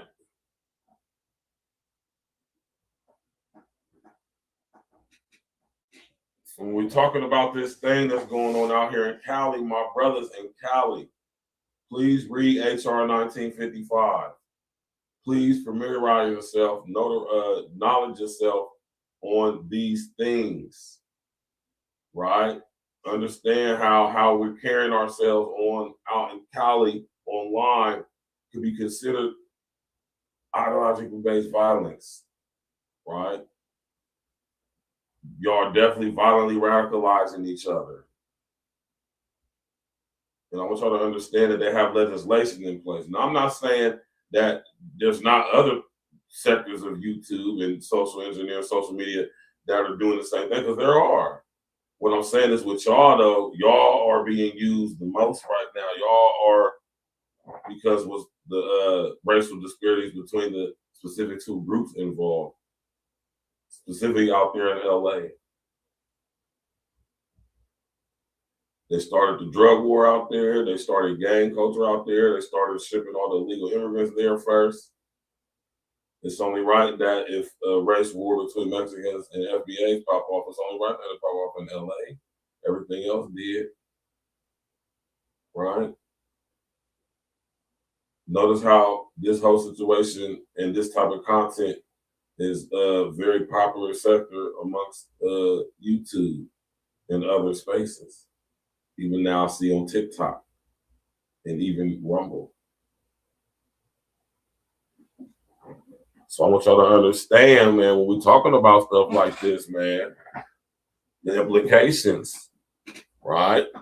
How we all are being targeted by this and how stuff like what's going on in Cali will be used to implement more strict laws, especially online, right? Because the internet is being used, right? Heavy regulation and heavy surveillance of the internet. Who has access to it? We got the digital IDs coming in. It's all part of the plan. Everything is connected, y'all. Right? I want y'all to be able to understand how this all fits together and be able to use your critical thinking skills to see how it fits together, to be able to piece it together. Everything is connected. right? What's going on out there in LA? Potentially, possibly, well, I'm going to say it is being used to exacerbate implementing all of this. They cover all the, and that's why I want, and I'm glad you said that, the form, pretty boy. They're covering all angles with this legislation. That's the whole point of me constantly talking about it, like how I do, because I want y'all to understand this legislation is going to be for everybody, and I'm pretty sure all other major countries around the world have the exact same, if not very similar, legislation. UN Agenda 2030, I'm pretty sure every country that is a member of the United Nations has the same or very similar legislation, right? Finding number 6, preventing the potential rise of self-radicalized, unaffiliated terrorists domestically cannot be easily accomplished solely through traditional federal intelligence or law enforcement efforts, and can benefit from the incorporation of state and local efforts. Pay attention to that finding number 6, y'all. That is the federalization of all, right, of all levels of government. You hear me? That is the getting rid of jurisdiction amongst the state and the feds and the local. And this is uniting all, you know what I'm saying? This is uniting all jurisdictions under federal law. Right? That finding number 6 is a mug too. Right? J. Edgar Hoover said there won't be another Black Messiah. And this is the legislation, the finding that they come to in this legislation. Right? Not just us, though. This is aimed at everybody, though. Self-radicalized, unaffiliated terrorists domestically. Right? Finding number 7. Individuals prone to violent radicalization, homegrown terrorism, and ideologically based violence span all races, ethnicities, and religious beliefs, and individuals should not be targeted based solely on race, ethnicity, or religion. See, that's double talk right there, right? That's double talk right there, right? Although, no matter what race you are, no matter what your religious beliefs are, no matter what your political views are, you can still be deemed a homegrown terrorist or guilty of spreading ideologically based violence or invoking or promoting violent radicalization. But based on your religious views, your political views, or your social views, you can't see the double talk in that. That's some double talking shit right there, man. That's double talk, man. Right? My man, before Bruce said, Vallarta is huge. They are like the Mexican version of Safeway. That's talking about a grocery store. Yeah, they all covered angle. Oh, Highland 1122, you up in here? What you say? You said stop copying Red Supreme. What are you talking about? How am I copying Red? Red ain't talking about no HR 1955. What are you talking about, young man? Maybe you should sit back and listen to this show before you start opening your mouth talking and stuff. Right? Finding number 7. Right? Individuals prone to violent radicalization, homegrown terrorism, and ideologically based violence span all races, all ethnicities, and religious beliefs.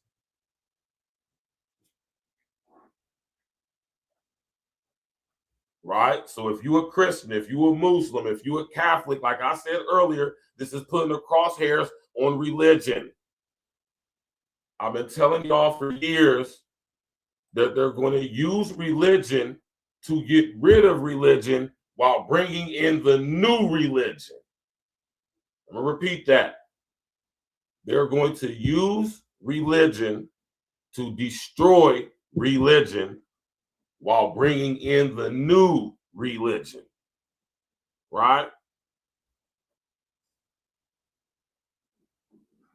Right? So finding number 7 is very crucial as well, family, right? This is putting the crosshairs on all of us.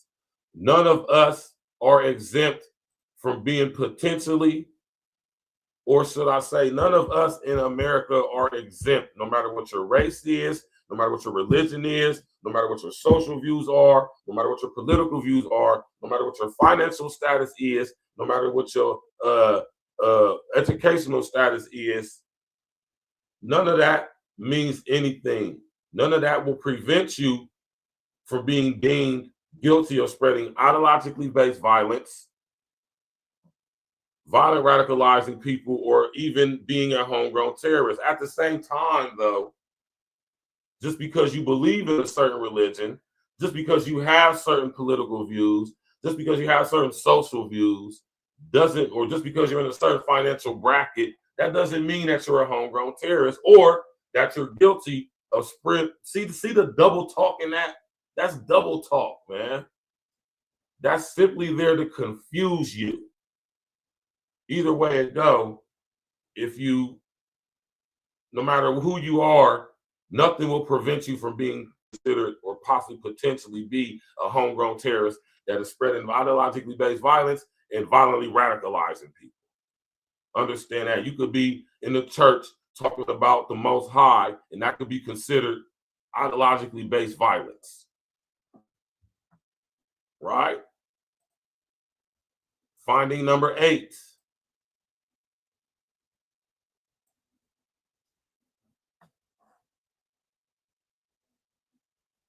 Let me highlight this. Finding number 8.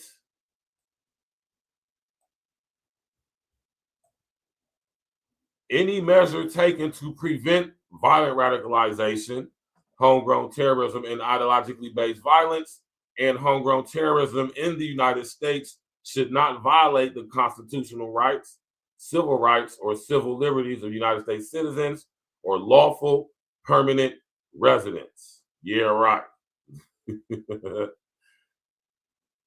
Right? We see that going on with ICE right now. Right?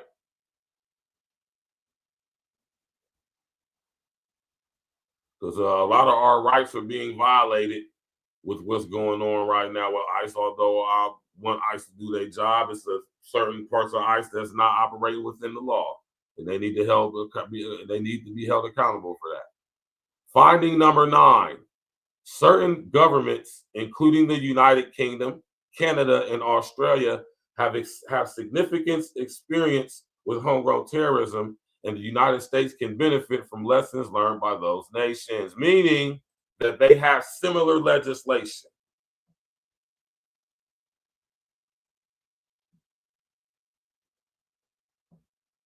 Right. And it don't work over here at A Real Talk because we too gamed up. Right? We too gamed up over here. It's not going to happen, and it can't happen. Right? Because I'm a good conductor. I'm a good Norton Yay. I'm a good navigator. Right? So, with that being said, y'all,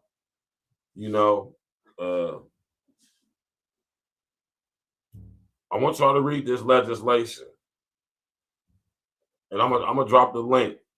You know what I'm saying? Anybody want to come up, ask any questions, add some knowledge to the cipher, you dig? Y'all more than welcome to come up, man.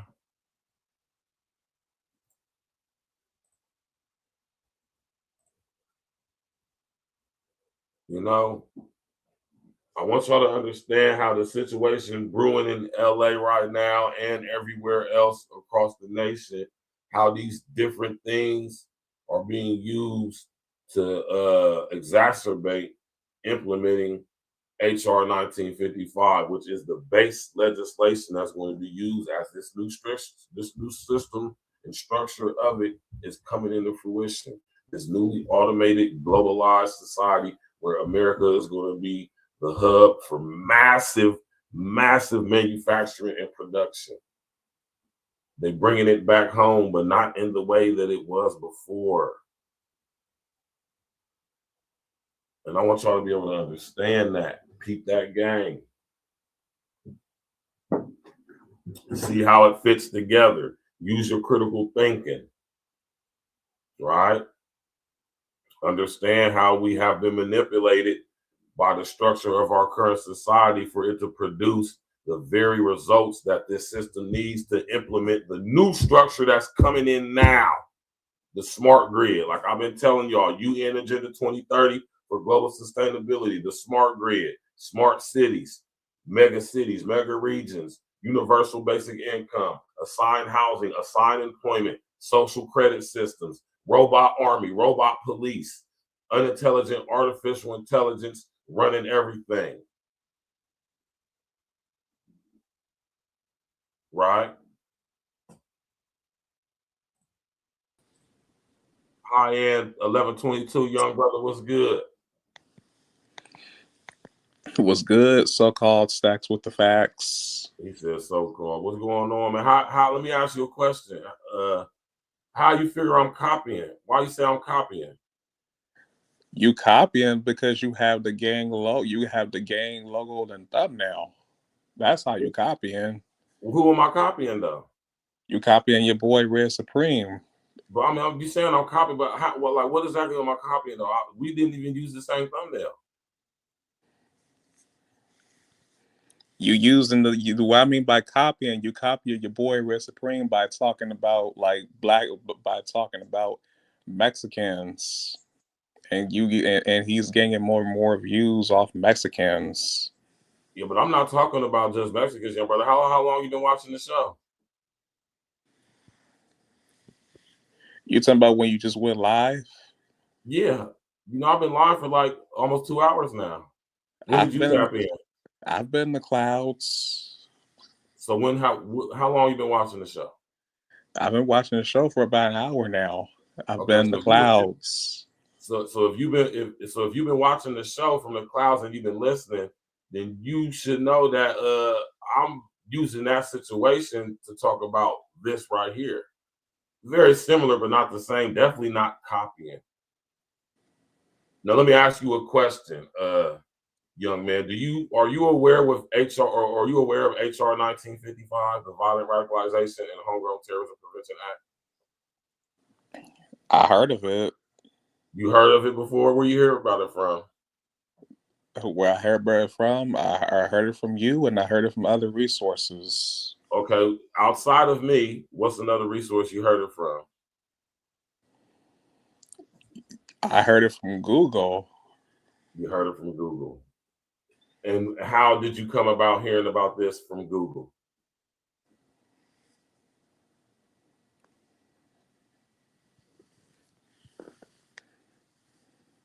What is that supposed to mean? How did you come about finding this out through Google? What led you to even type it in the search box? Where did you hear about it from outside of me? It's like the article, like why I read it by from Google. It pretty much says the same. It's pretty much saying the same thing that you're saying. And so you basically what it is you read an article, and that when you recall the article and it was speaking on things similar to what I'm talking about, but not specifically exactly what I'm talking about. Yeah, but like yeah, it's something similar. Did it mention HR 1955? Yeah, it did. It's something. Yeah, it did. But like the article was something similar compared to what you're talking about. I just honestly feel I feel like when you mentioned the HR 1955, you're trying to scare the people. I feel like. So at the end of the day, which goes back to show, you're pushing the agenda. What agenda am I pushing? You're pushing the agenda by trying to scare the people. That's what you're doing. How am I scaring the people? You're scaring the people by pushing this HR 1955 agenda, homegrown terrorist prevention act. Here though, high-end 1122. This is absolutely the law. Do you understand that? You understand that this is the law? This is a congressional law. Do you understand that? This ain't some stuff that I conjured up on the internet and went through a piece together. This is the law. I'm not saying 1955, man. I'm not saying that you copied it, that you copied nothing. Listen to what I'm saying, though, young brother. Pay attention to what I'm saying. You saying I'm scaring? How am I scaring people? By breaking down what the legislation is actually saying? See, let me tell you something, high-end 1122. What I absolutely don't do over here at Aerial Talkers, I'm not a fear mongerer. I don't do fear porn. I don't do that. That's very counterproductive. It's very Of course you do. A lot of reasons. Let me finish and I'm gonna pass it to you.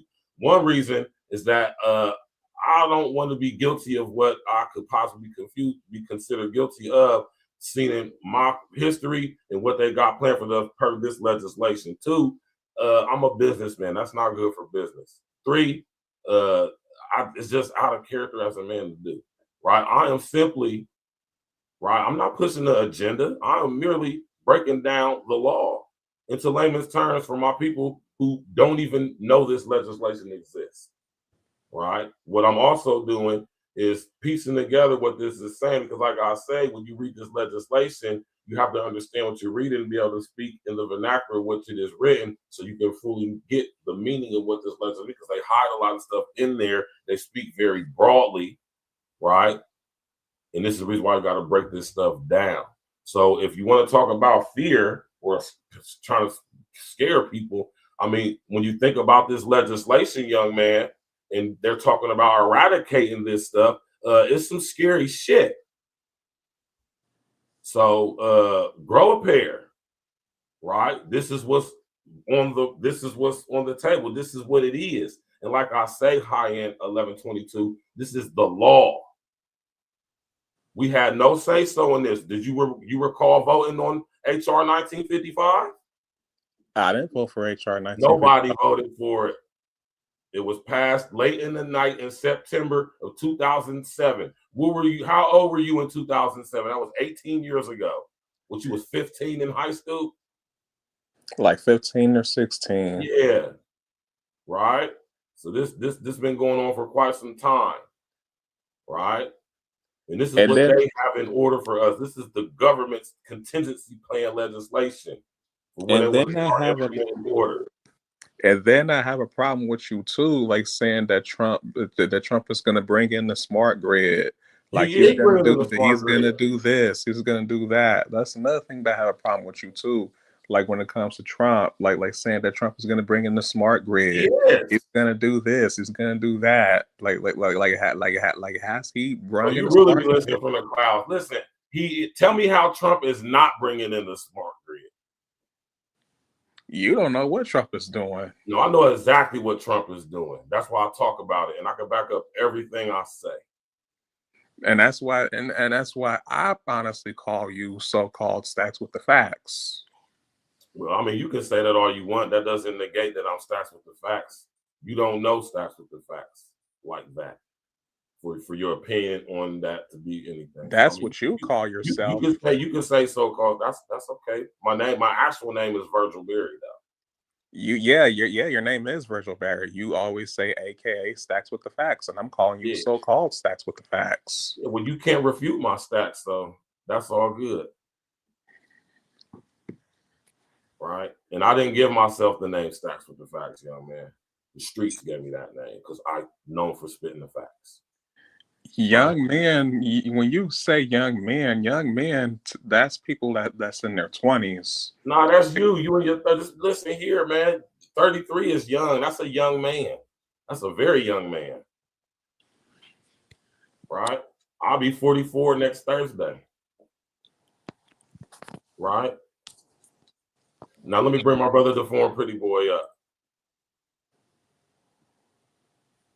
Deformed Pretty Boy, what's good? What's happening, family?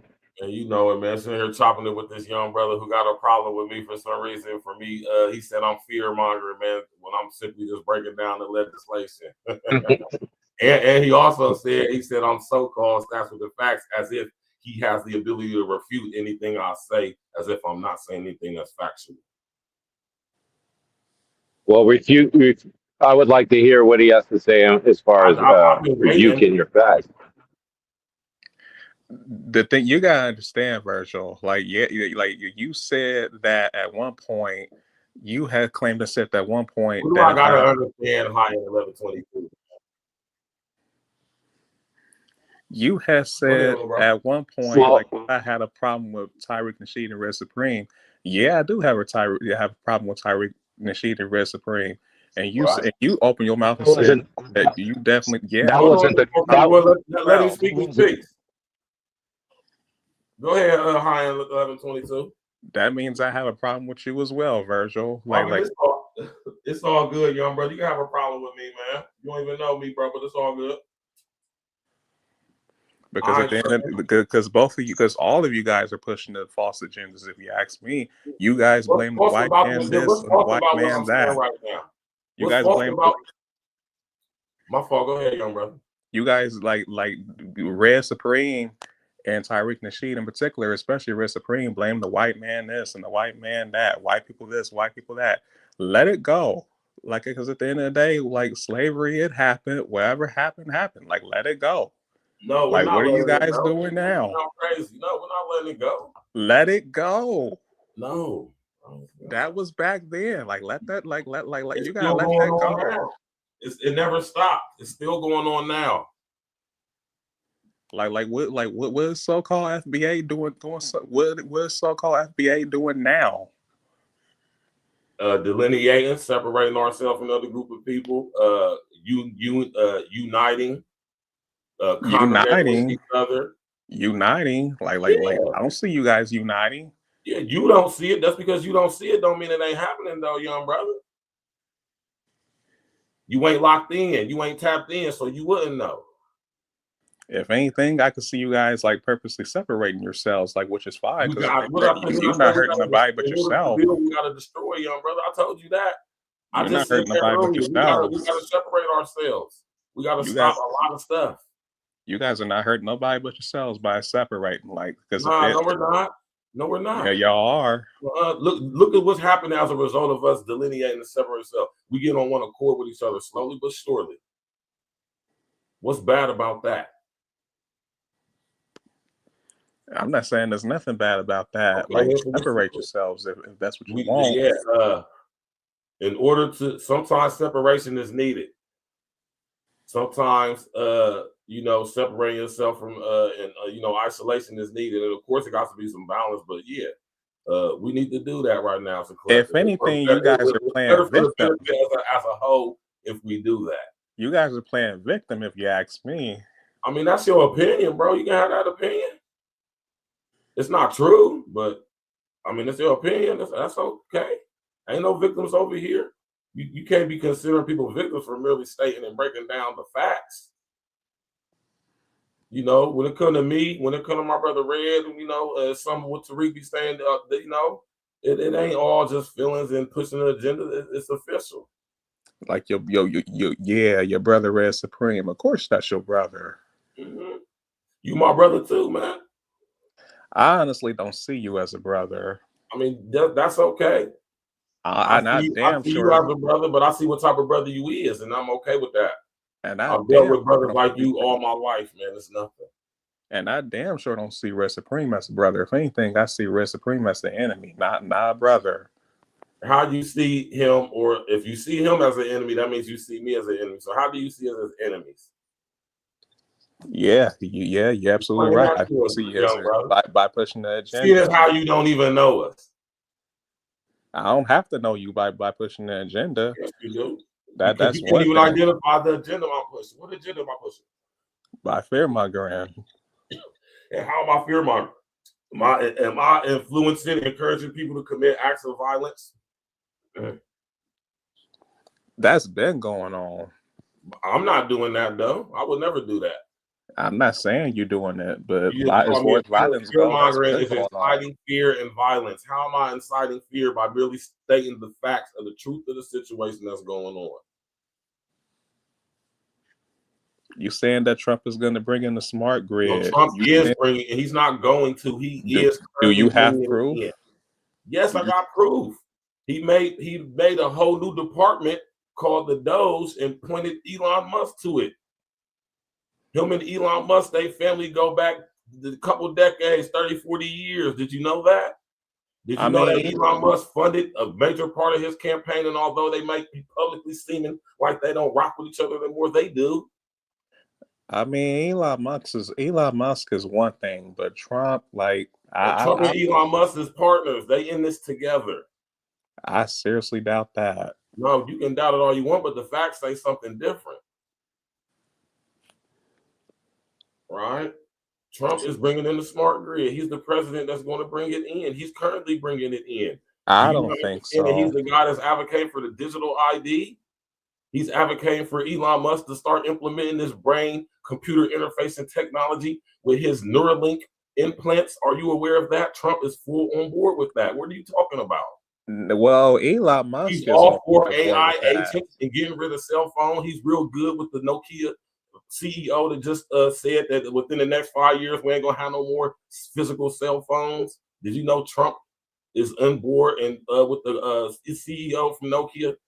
Been doing business with him a long time. I don't think that Trump is on board. If anything, Elon Musk is on board. I don't think that Trump is on board with that. You can think what you want to think, but you don't know that. Well, I'm saying this is the facts, man. Whether you think it is or not is irrelevant. What's actually going on is Trump. You don't know either by pushing a false agenda. It's not a false agenda when it's actually happening, though. Like Trump is actually promoting this stuff. I feel like all of us need to come together. I mean, I feel like no matter what race it is, all of us need to come together. And by you so-called FBAs are separating, like when shit really do hit the fan, you guys are gonna be in trouble.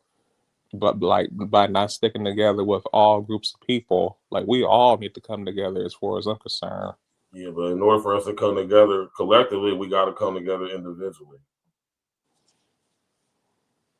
Are you aware of that? We need to come together as a collective. Like we need to put our feelings and emotions aside. Right. We gotta have our individual households together. We have to put our feelings and emotions aside. Exactly. That's the reason why. That's one of the main parts of delineating and separating is putting feelings and emotions to the side. Because we don't have no comrades over here in America. Yes, y'all do. Oh, name it. Yes, y'all do. Name them. Like you guys, like you so. Name them. High-end 22. Talk about the emotion stuff, man. Name them, bro. Name the people who advocate for us as FBAs. Name them. Outside of us. You have Trump advocating for you. Trump is advocating for man. Come on, man. It's like you said, it's an agenda for why he's doing what he's doing. And that's why I say we need to. This is the importance of us delineating and focusing on us, so we can take full advantage of what Trump is actually creating for us to do. This is the reason why we need to separate. This is the reason why we need to focus on us. This is the reason why Trump is getting rid of them. I would tell you this. If you so-called FBA is so much. You're FBA too, though, bro. If you just because you don't claim it, don't mean you. FBA is a part of CIA. FBA, you really don't know what FBA is. FBA is a part of CIA. Okay, so how is FBA a part of the CIA? How? Because it is. How? Explain that. Validate that. And guess what? And your boy Tariq Nasheed is bought and paid for. Oh my God! Who is he bought and paid for by? He's bought and paid for by the elite. Who? Who? Like what evidence do you have to support such a claim, young brother? I will tell you this. Boy, man, come up here, man. This young dude, wow. And this is why manhood is so important, man, because we got a lot of our young brothers whose minds are just screwed. What you talking about manhood? What that's supposed to mean? What you talking about manhood? Yeah, man. You talk about some manhood, like what that's supposed to mean? That means that you are viewing the world through how you viewing it through an unmanly lens. You viewing the world how you viewing the world by unmanly. No, tell me how I'm not, because I can tell you how you're not. You said that this man is the CIA. You pretty much insulted my intelligence. Like pretty much insulted me. That's not insulting your intelligence. You insulted him. You've done nothing but intelligence, insult him. Go ahead, Deform Pretty Boy. You've done nothing but insult him. You try to insult his intelligence. So how is he insulting your intelligence He is and manhood? by saying like manly principle. Like what that's supposed to mean? You sound dumb at that point. Well, but are you telling us you didn't insult him? You want to rewind the clip and He insulted me by saying like this is why like manly. This is like this is why we like man like said something about like manly. Like what that's supposed to mean? Like if they so you think so you're saying his reaction was based on nothing. You didn't say anything for him to cause that reaction. Is that what you're saying? Yeah, that's exactly what I'm saying. Like you said something about something. So you didn't say anything. You didn't say anything to insult this brother's intelligence, this young brother's intelligence. You didn't say anything to cause that reaction. Is that what you're saying? Yeah, everything that I had just stated, I said what I said because Tyreek Nasheed is bought and paid for. That's a fact. I got you. Okay. Okay. Let's just say that that's the case, right? What evidence do you have to prove that the claims that you're making about Tyreek Nasheed and him? What evidence do you have? Go ahead. I don't have to prove a damn thing for one. No, you don't have to prove it. And then two, Tyreek Nasheed. I didn't ask you to prove anything. I asked you simply, what evidence do you have? It may be valuable evidence for all of us. Why wouldn't you share the knowledge since you know more than us about what's actually going on? I would like for you to share that knowledge. You're an intelligent brother. You seem to be. You know what I mean? So why wouldn't you share the knowledge if you want all of us to come together, as you said? Like for one, I'm not forcing anybody to come together. Like issue FBA. It's not forcing. It's not forcing. It's not forcing. It's asking you to share the knowledge. Share the knowledge that you have. So you're not. So you really don't want. So you really don't want people to come together. Everything you said is just nonsense. Like just sit back. You don't want people to come together. Oh, you just so you really don't want everybody to come together. You guys don't want people coming together by y'all mindset and how y'all view other groups of people. Okay, so why don't you share the knowledge to change the mindset? Just like your boy Red Supreme calls it. Silence. Church mouth silence, because everything that you believe that you're saying that's coming out of your mouth, you don't want togetherness. Really, you'd rather see people crash. You'd rather see people crash and burn, as you think that that's what's going to happen, because you don't really care. Don't really care. So all that false caring is nonsense, bro. It's nonsense. It's nonsense, because if you really knew what you say you know, why not share the knowledge? It's nonsense by you guys causing division and like having hatred for other groups of people. That's nonsense. Okay, great. Oh, great. So why wouldn't you kumbaya everyone and say, look, I have the knowledge. Okay, I get that. Okay, I get all that. So share the knowledge of why you think these people are in opposition of togetherness, and that this person over here is bought and paid for. Maybe you might enlighten us with that knowledge.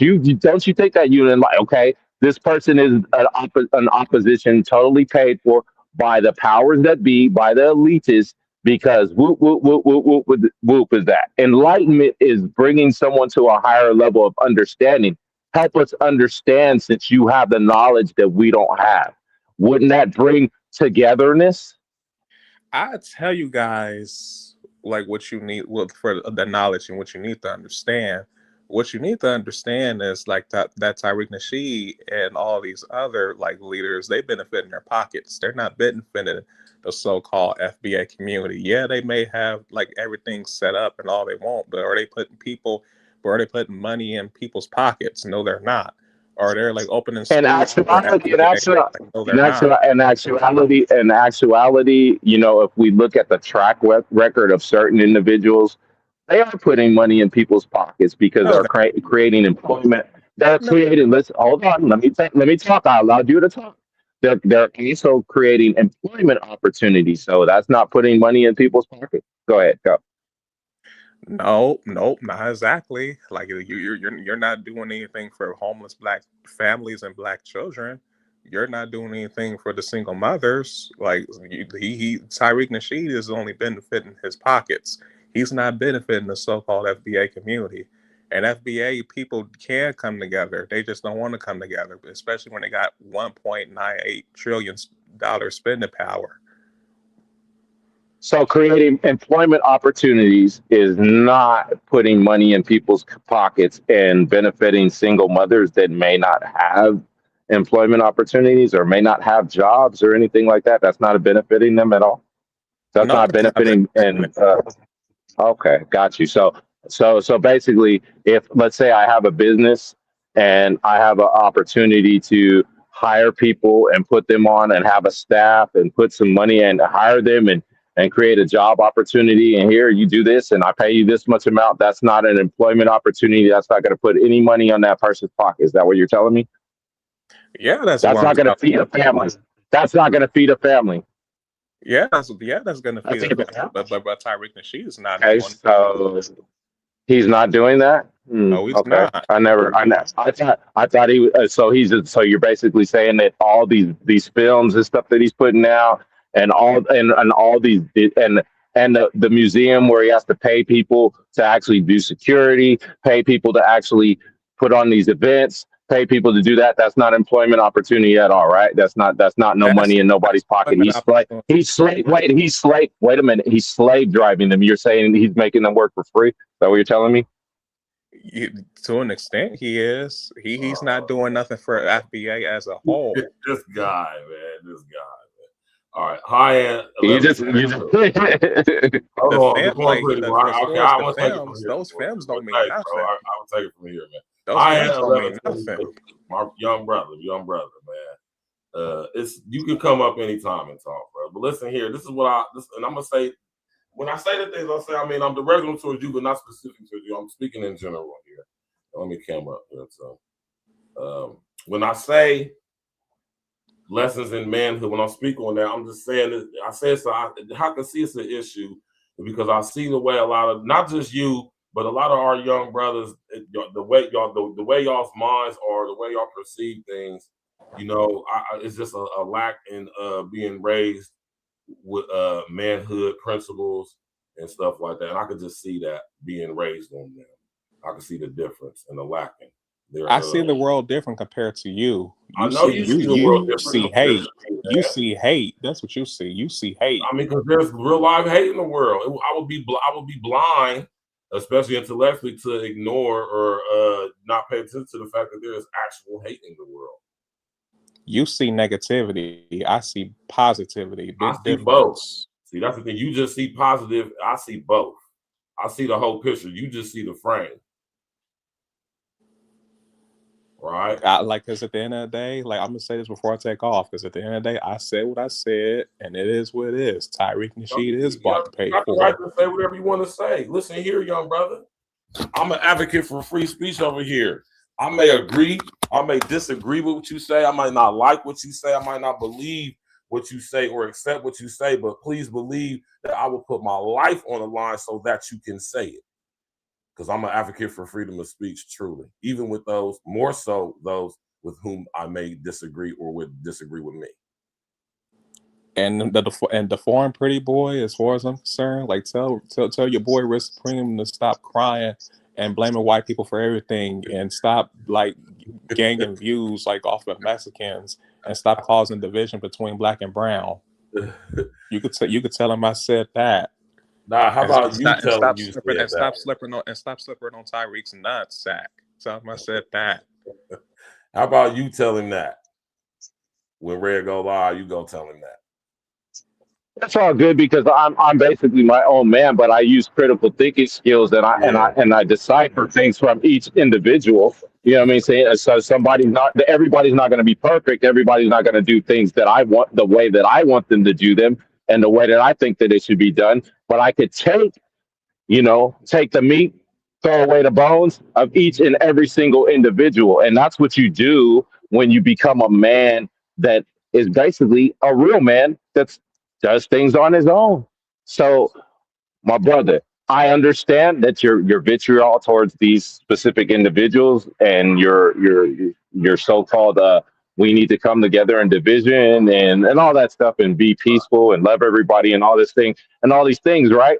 But let me ask you something, young brother. What kind of phone do you have, or what kind of computer do you decide to use? And since you think you see everything as a positive, right? Am I correct? I have a Asus computer. Great, awesome. So you do know about lithium mining, things of that nature, right? Correct? And that's positive, right? Those people mine to put those things in your computer, and in your computer and use for the batteries, and they work for like a meal a day. And you are utilizing that, and that's positive, right? For them to get paid a meal a day to mine and live below the poverty line, so you can run your computer. That's a positive thing, right? Because if they didn't do that mining, you wouldn't be able to run your computer, correct? Is that positive or negative? That's positive. Okay, so basically, you're saying a person that has spent a meal a day, so you can run your computer. That's positive, right? Positive for you, or is it positive for both of you guys, them as well? I mean, it's positive to me. It's positive for both of us. Okay, got you. Okay, great. A big chunk of positivity for a person that's getting paid a meal a day to slave in mind, so you could sit on your computer and type and tell everybody how everybody else is wrong, and you're just looking for unity. I got you. That's great. We need huge positivity. We need unity. We definitely need unity.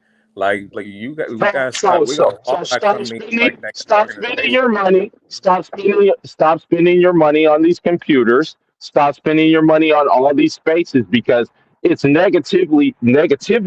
Then it's negative for a person to get paid only a meal a day. So you could utilize that. Wouldn't you say that's not right? You think that's a good thing? Just like FBA is negativity. Just like black people need to stop supporting FBA. I'm asking you a specific question. You think that is positive for a person to get paid a meal a day so you could run your computer and sit here and talk all this stuff about all these other people that are negative, and you just think completely about positivity, right? You think that's fair? I just said what I just said. I said it's positive. I just gave you the Okay, answer. got you. It's positive. Yeah, it's positive. Okay, got you. So when you want unity with those people and see that, and unity also equals what? Equality, correct? So you think that's equal? I want unity with everybody. It doesn't matter what color you are. I want unity with. I want unity. You want unity. You want unity as long as there's superiority included in that, correct? That's not true. I just want unity with everybody, period. Rather if they superior. You're practicing it, but you're practicing it right now, though.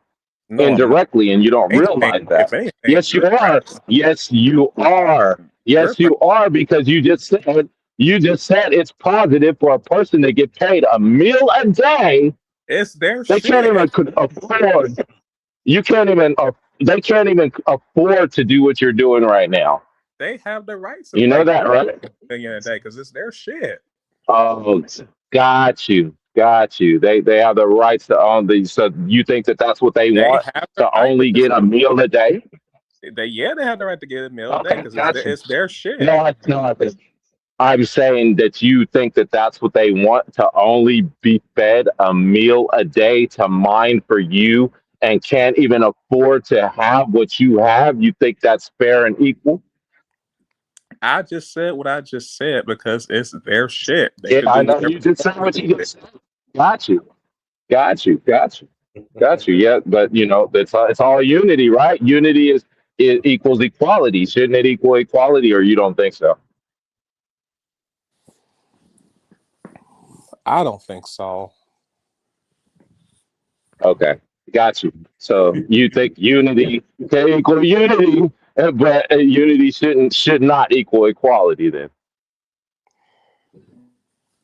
I'm gonna say this before I take off.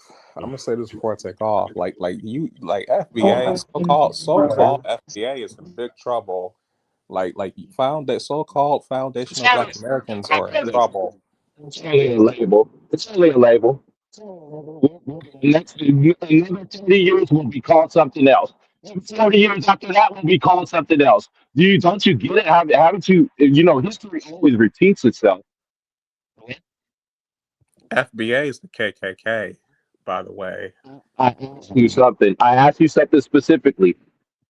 Doesn't history always repeat itself? Yeah, like you keep repeating the same Okay. answer. And You what, repeat the same and what answer. I keep, I'm asking because I'm asking you questions. I'm not repeating the answer. I'm You are asking you repeating the a same answer. question. You're You not giving the answer. I'm not. not giving the answer. I'm asking you for your answer. I You said see what what I I'm saying? said. Obviously, you're not very good at this, bro. You're not very good with linguistics. You're not very good with language. You're not very good at expressing yourself. You're not very good at this, and I understand that because once again, it bounces back to manhood. Exactly. You're not very good by causing division and spewing hate. Like the black people are I'm they not you causing so-called anything. FBAs are your own worst enemy. Y'all clearly don't have black people's best interests in You don't, mind. you don't listen very well, do you? What did I say You that was? y'all What did I clearly say, don't have black FBO? people's What best did, interests what in did I mind. say that? Okay, okay, you don't listen very well, obviously, because what did I say? What did I say that was? What did I say FBA was? It's a hate group. No, what did I say it was? Repeat it again. What did I say the FBA was? You was going in and out. FBA is a hate group. That's what it is. It's the black Okay, KKK. okay, that's not what I said. I said specifically, I said it's just a label, and 30 years and 40 years from now will be another label, and 30 years and 50 years from then will be another label because history always repeats itself. Am I correct? Yes, it does. History does repeat itself. That's a fact. So why do you put so much emphasis on what a person is being labeled, or what they choose to be called at a specific point in time, and then say that that's hate? I'm not choosing a damn thing. Like FBA is a hate group. Like they want to cause division. Like Okay, they so thinking this, other races are when we were called African American, and we separated ourselves from being called black, or being called Negro, or being called colored, we call ourselves African American. We didn't say Hispanics were African American. We didn't say Chinese were African American. We didn't stop say lying, li- man. Cry me a river. we said. I'm not crying about anything. I'm just saying Cry me it's a a river. label that we. Bro, you seriously have a very hard time listening. Mhm. And that's what I said before, pretty boy. That's why, you know what I mean. That's what I'm talking about. How I look to like amongst our younger brothers. I'm seeing this as like a rampant thing, man. You don't have our best interest in mind. You don't have our You best said you interest in said what mind. now?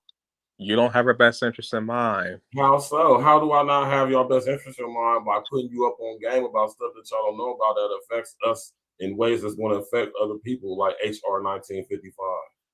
It's already affecting other people.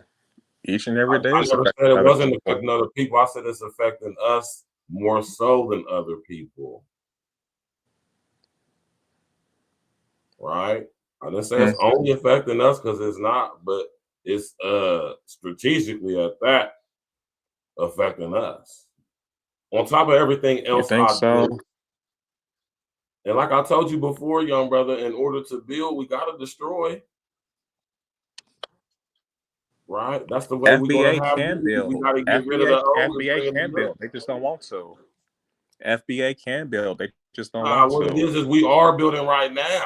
We are building right now. That's why we get so much pushback. That's why the indoctrination has got to such levels that a young man like you can't or don't see that. I do see that. If anything, you guys don't see that. I think your vision If anything, you guys don't see that. We see it. And white people were slaves too, by the way. They were slaves No, they too, by the way. weren't. So I don't want to Not in hear Red America, they Supreme weren't. talking. I don't want to hear Red Supreme talking about white people were Slave, never you enslaved. can't point to white one people time in went through. history when white people I were don't want to chattel hear slaves that. in America.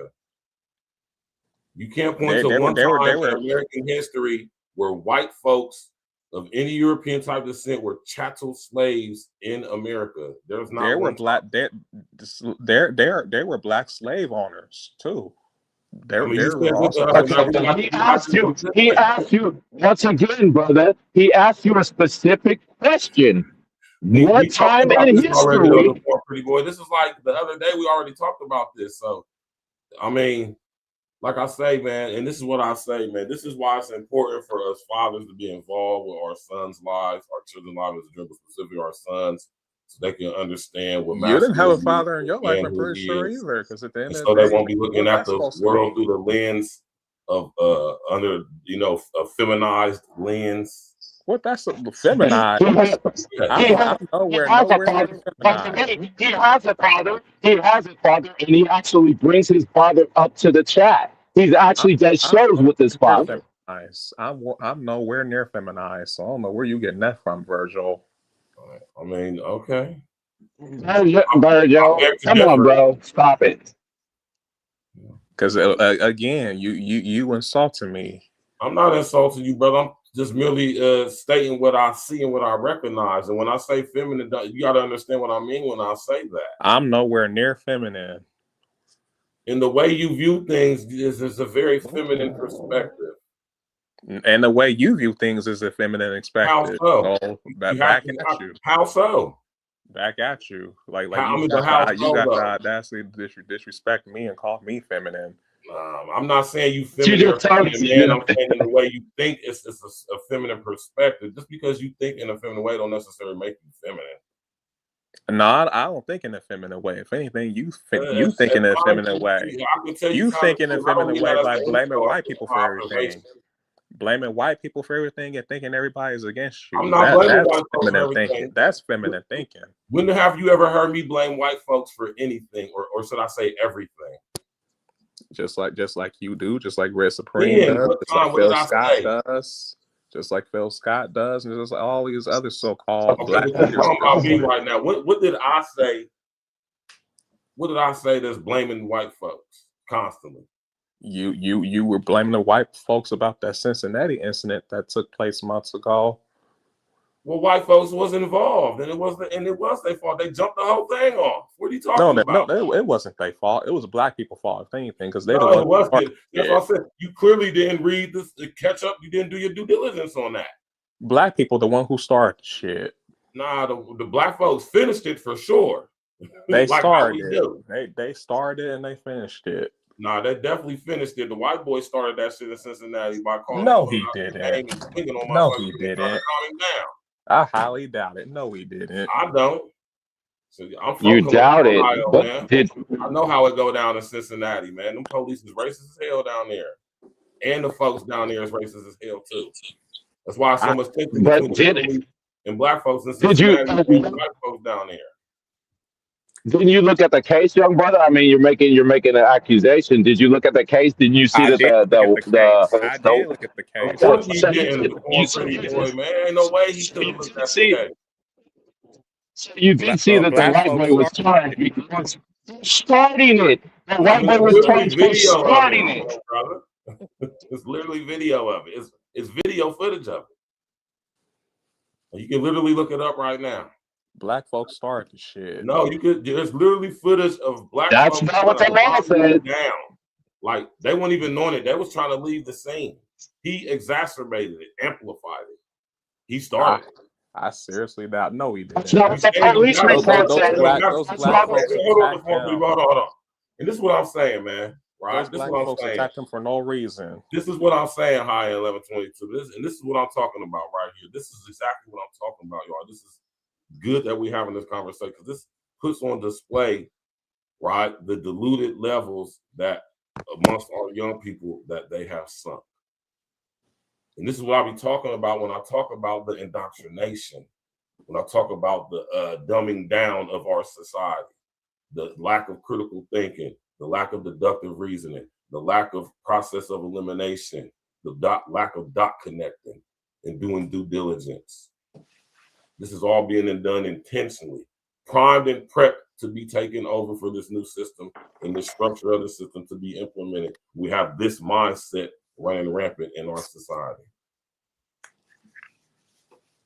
But it's a good thing too, though, because what we got to deal with, and it's cool. I'm about to wrap things up. You want to leave us with some last words, high end 1122? Let me ask you a question. You're more than welcome to come on the show, bro. Let me ask you a question. Let me ask you a question before I go, because I gotta go too.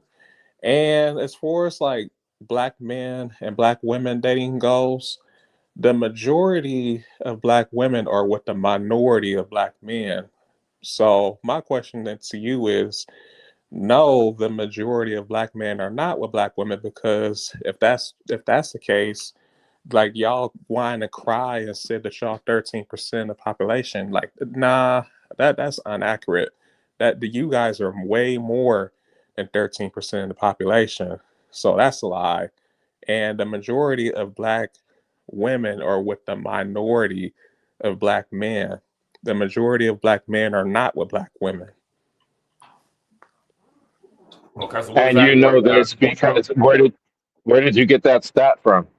And what exactly is your question, though? What did you? I mean, was it a question, or was you just making this statement before you go with that? I was just like making a statement for it before I go. Okay. That's what's up. Okay, say well, actually, that's wrong, because the majority of black men who are in relationships with women are in relationships with black women. Those are the small minority. That's a small minority. Got multiple baby mamas and multiple black women pregnant. And that's a small minority. But the majority of black men who are in relationships with women are in them with black women. That's a fact. But they're not in them with good. They're not in them with good black men though, because most black women don't want good black men. I mean, that's neither here nor there. That's telling us something we don't know. Yeah, that's an opinion. You know what I'm saying? The majority of good black men are not with black women. The majority of good black men are not with black women. I mean, that's. And what do you consider? What do you consider a good? What could you consider to be a good? I mean, I see where you're coming from with that, but what does that mean, though? What do you consider as a good black man? You know the answer. I'm not. I gotta go. I don't know what you know. I don't know. You gotta tighten up, man. You know what I'm talking about? And this is why y'all gotta be involved in y'all's life, man. That's what he thought. That's what I think.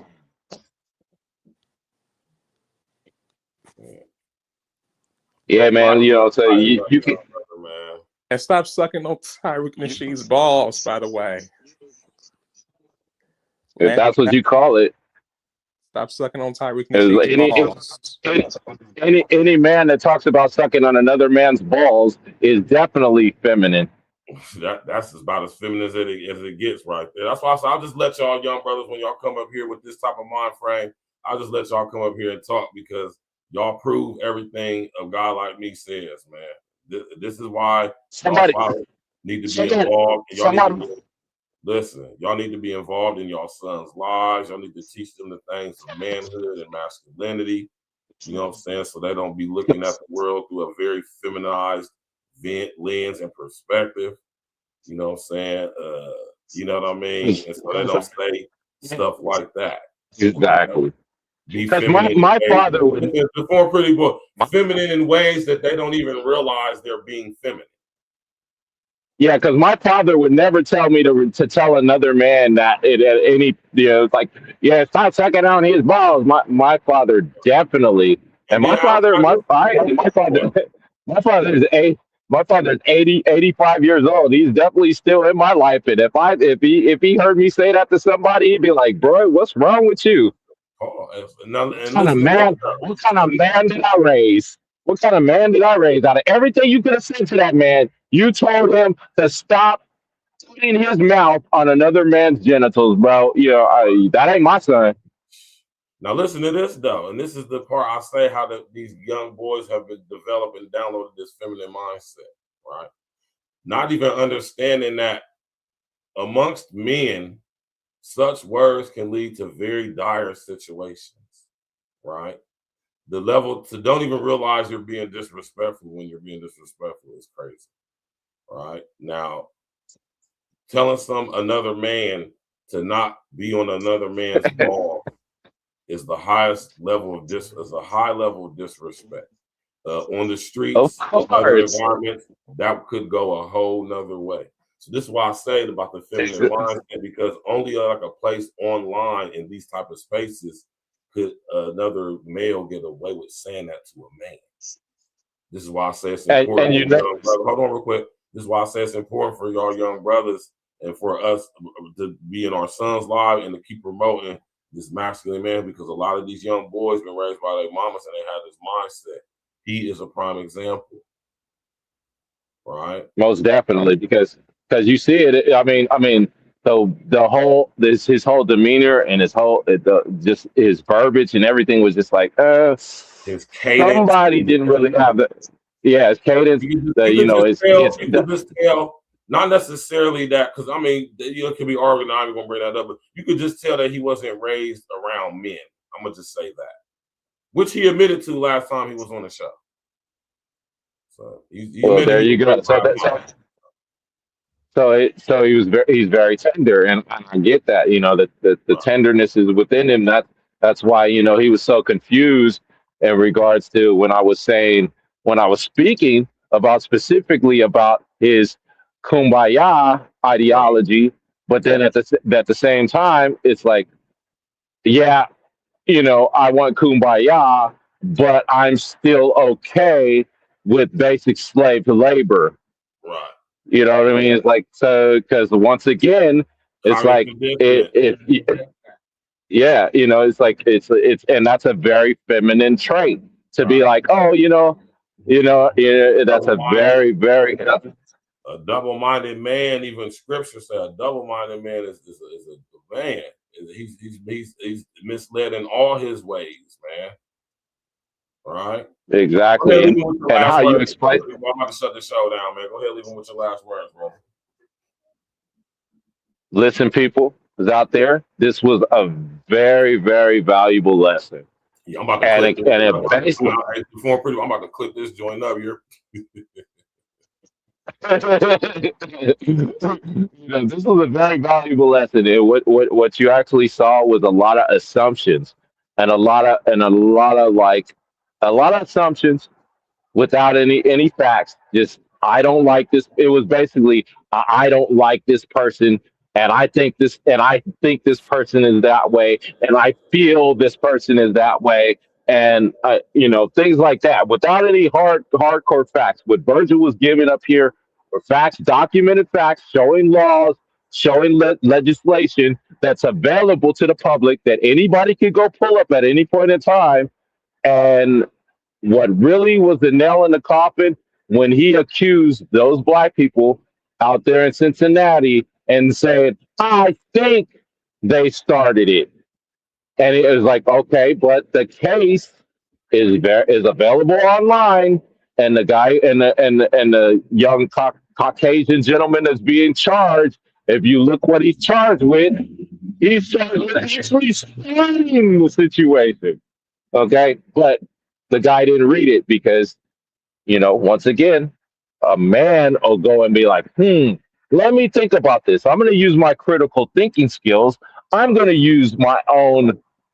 break it down scientifically, mathematically, and go, oh, okay, let me go look this up. Let me research and see what really happened in this case.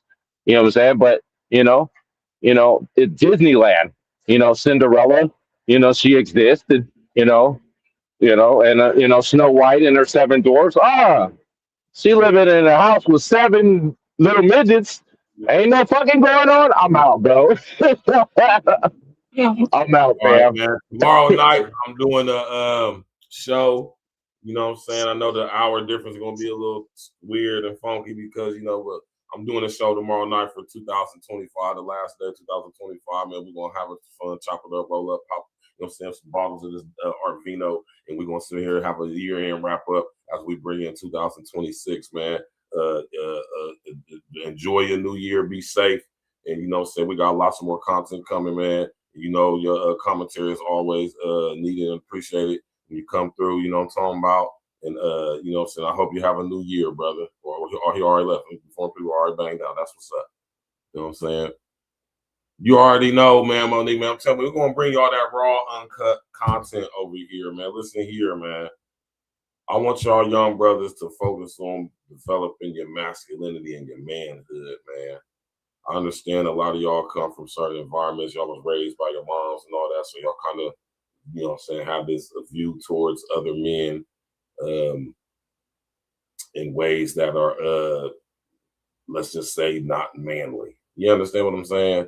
And I would encourage y'all to actually hone your critical thinking skills, your conversation skills, be able to know how to conduct yourselves amongst other men.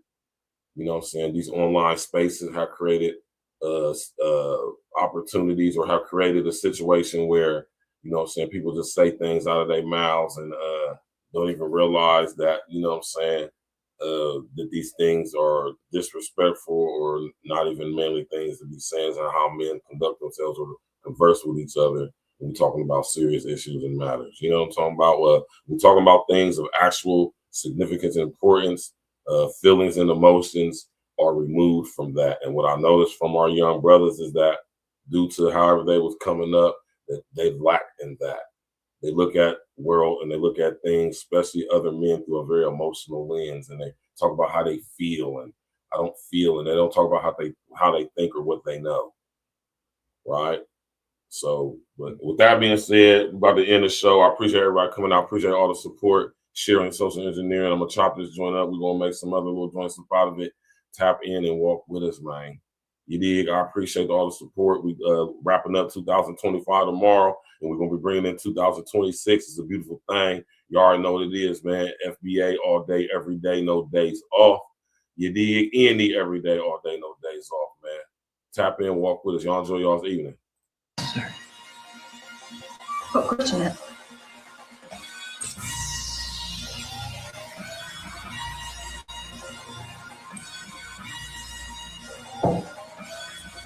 Going to hurt. Task Force, Black Force, we the tag team. If it's a nightmare, then it must be a bad dream. E&E, running our lanes like a track meet, skipping over hurdles. Call us a track team, all paperwork legit. It's the fact team, then double up the championship belts like a tag team. Black on black, yeah, it's a black thing. Black jewelry shining on all of our black kings. All black everything, we got black tea. All black coffee, man, I don't add green. North give you all you need, no more caffeine. Close down the whole set, no more casting. Remove targets off our back like a black team. We keep growing up the game like a black team. The girl got a problem with me, then get at me. I fired to a bumper, now you got a drag queen. You can't stop me, you old as jalopy. This is past me, and I got it photocopied. Caught up on film, flow tracks and sloppy. Trying to attack me, you a carbon copy. I see the heat like chimney blocks, and I charge for a hook, put me in a penalty box. Man, I'm killing the ops while I look at my watch. All hands on deck like the time on the clock. Task Force, Black Force, we the tag team. If it's a nightmare, then it must be a bad dream. E&E, running our lanes like a track meet, skipping over hurdles. Call us a track team, all paperwork legit. It's the fact team, then double up the championship belts like a tag team. Black on black, Yeah, it's a black thing. Black jewelry shining on our black Keep kings. my grass cut low to catch a glimpse of the snakes. Devilish serpents with purpose to steal your cake. Smiling in your face while they got their eyes on your safe. Yeah. Boy, that hatred, man, they make you do some foul things. Switch up on your niggas like the numbers when the Dow change. When I'm with familiar, still a grind like a broke.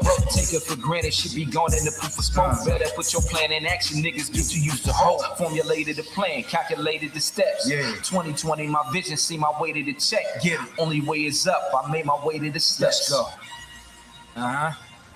Look, only way to move is building kingdom shit. Niggas won't make a move, want you to bring them shit. But God bless the child that can hold his own. They want to give you numbers in a cell like a mobile phone.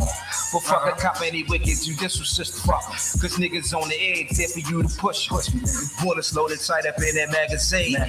Bring a nightmare to American dreams. Task force, black force, we the tag team. If it's a nightmare, then it must be a bad dream. E&E, running our lanes like a track meet, skipping over hurdles.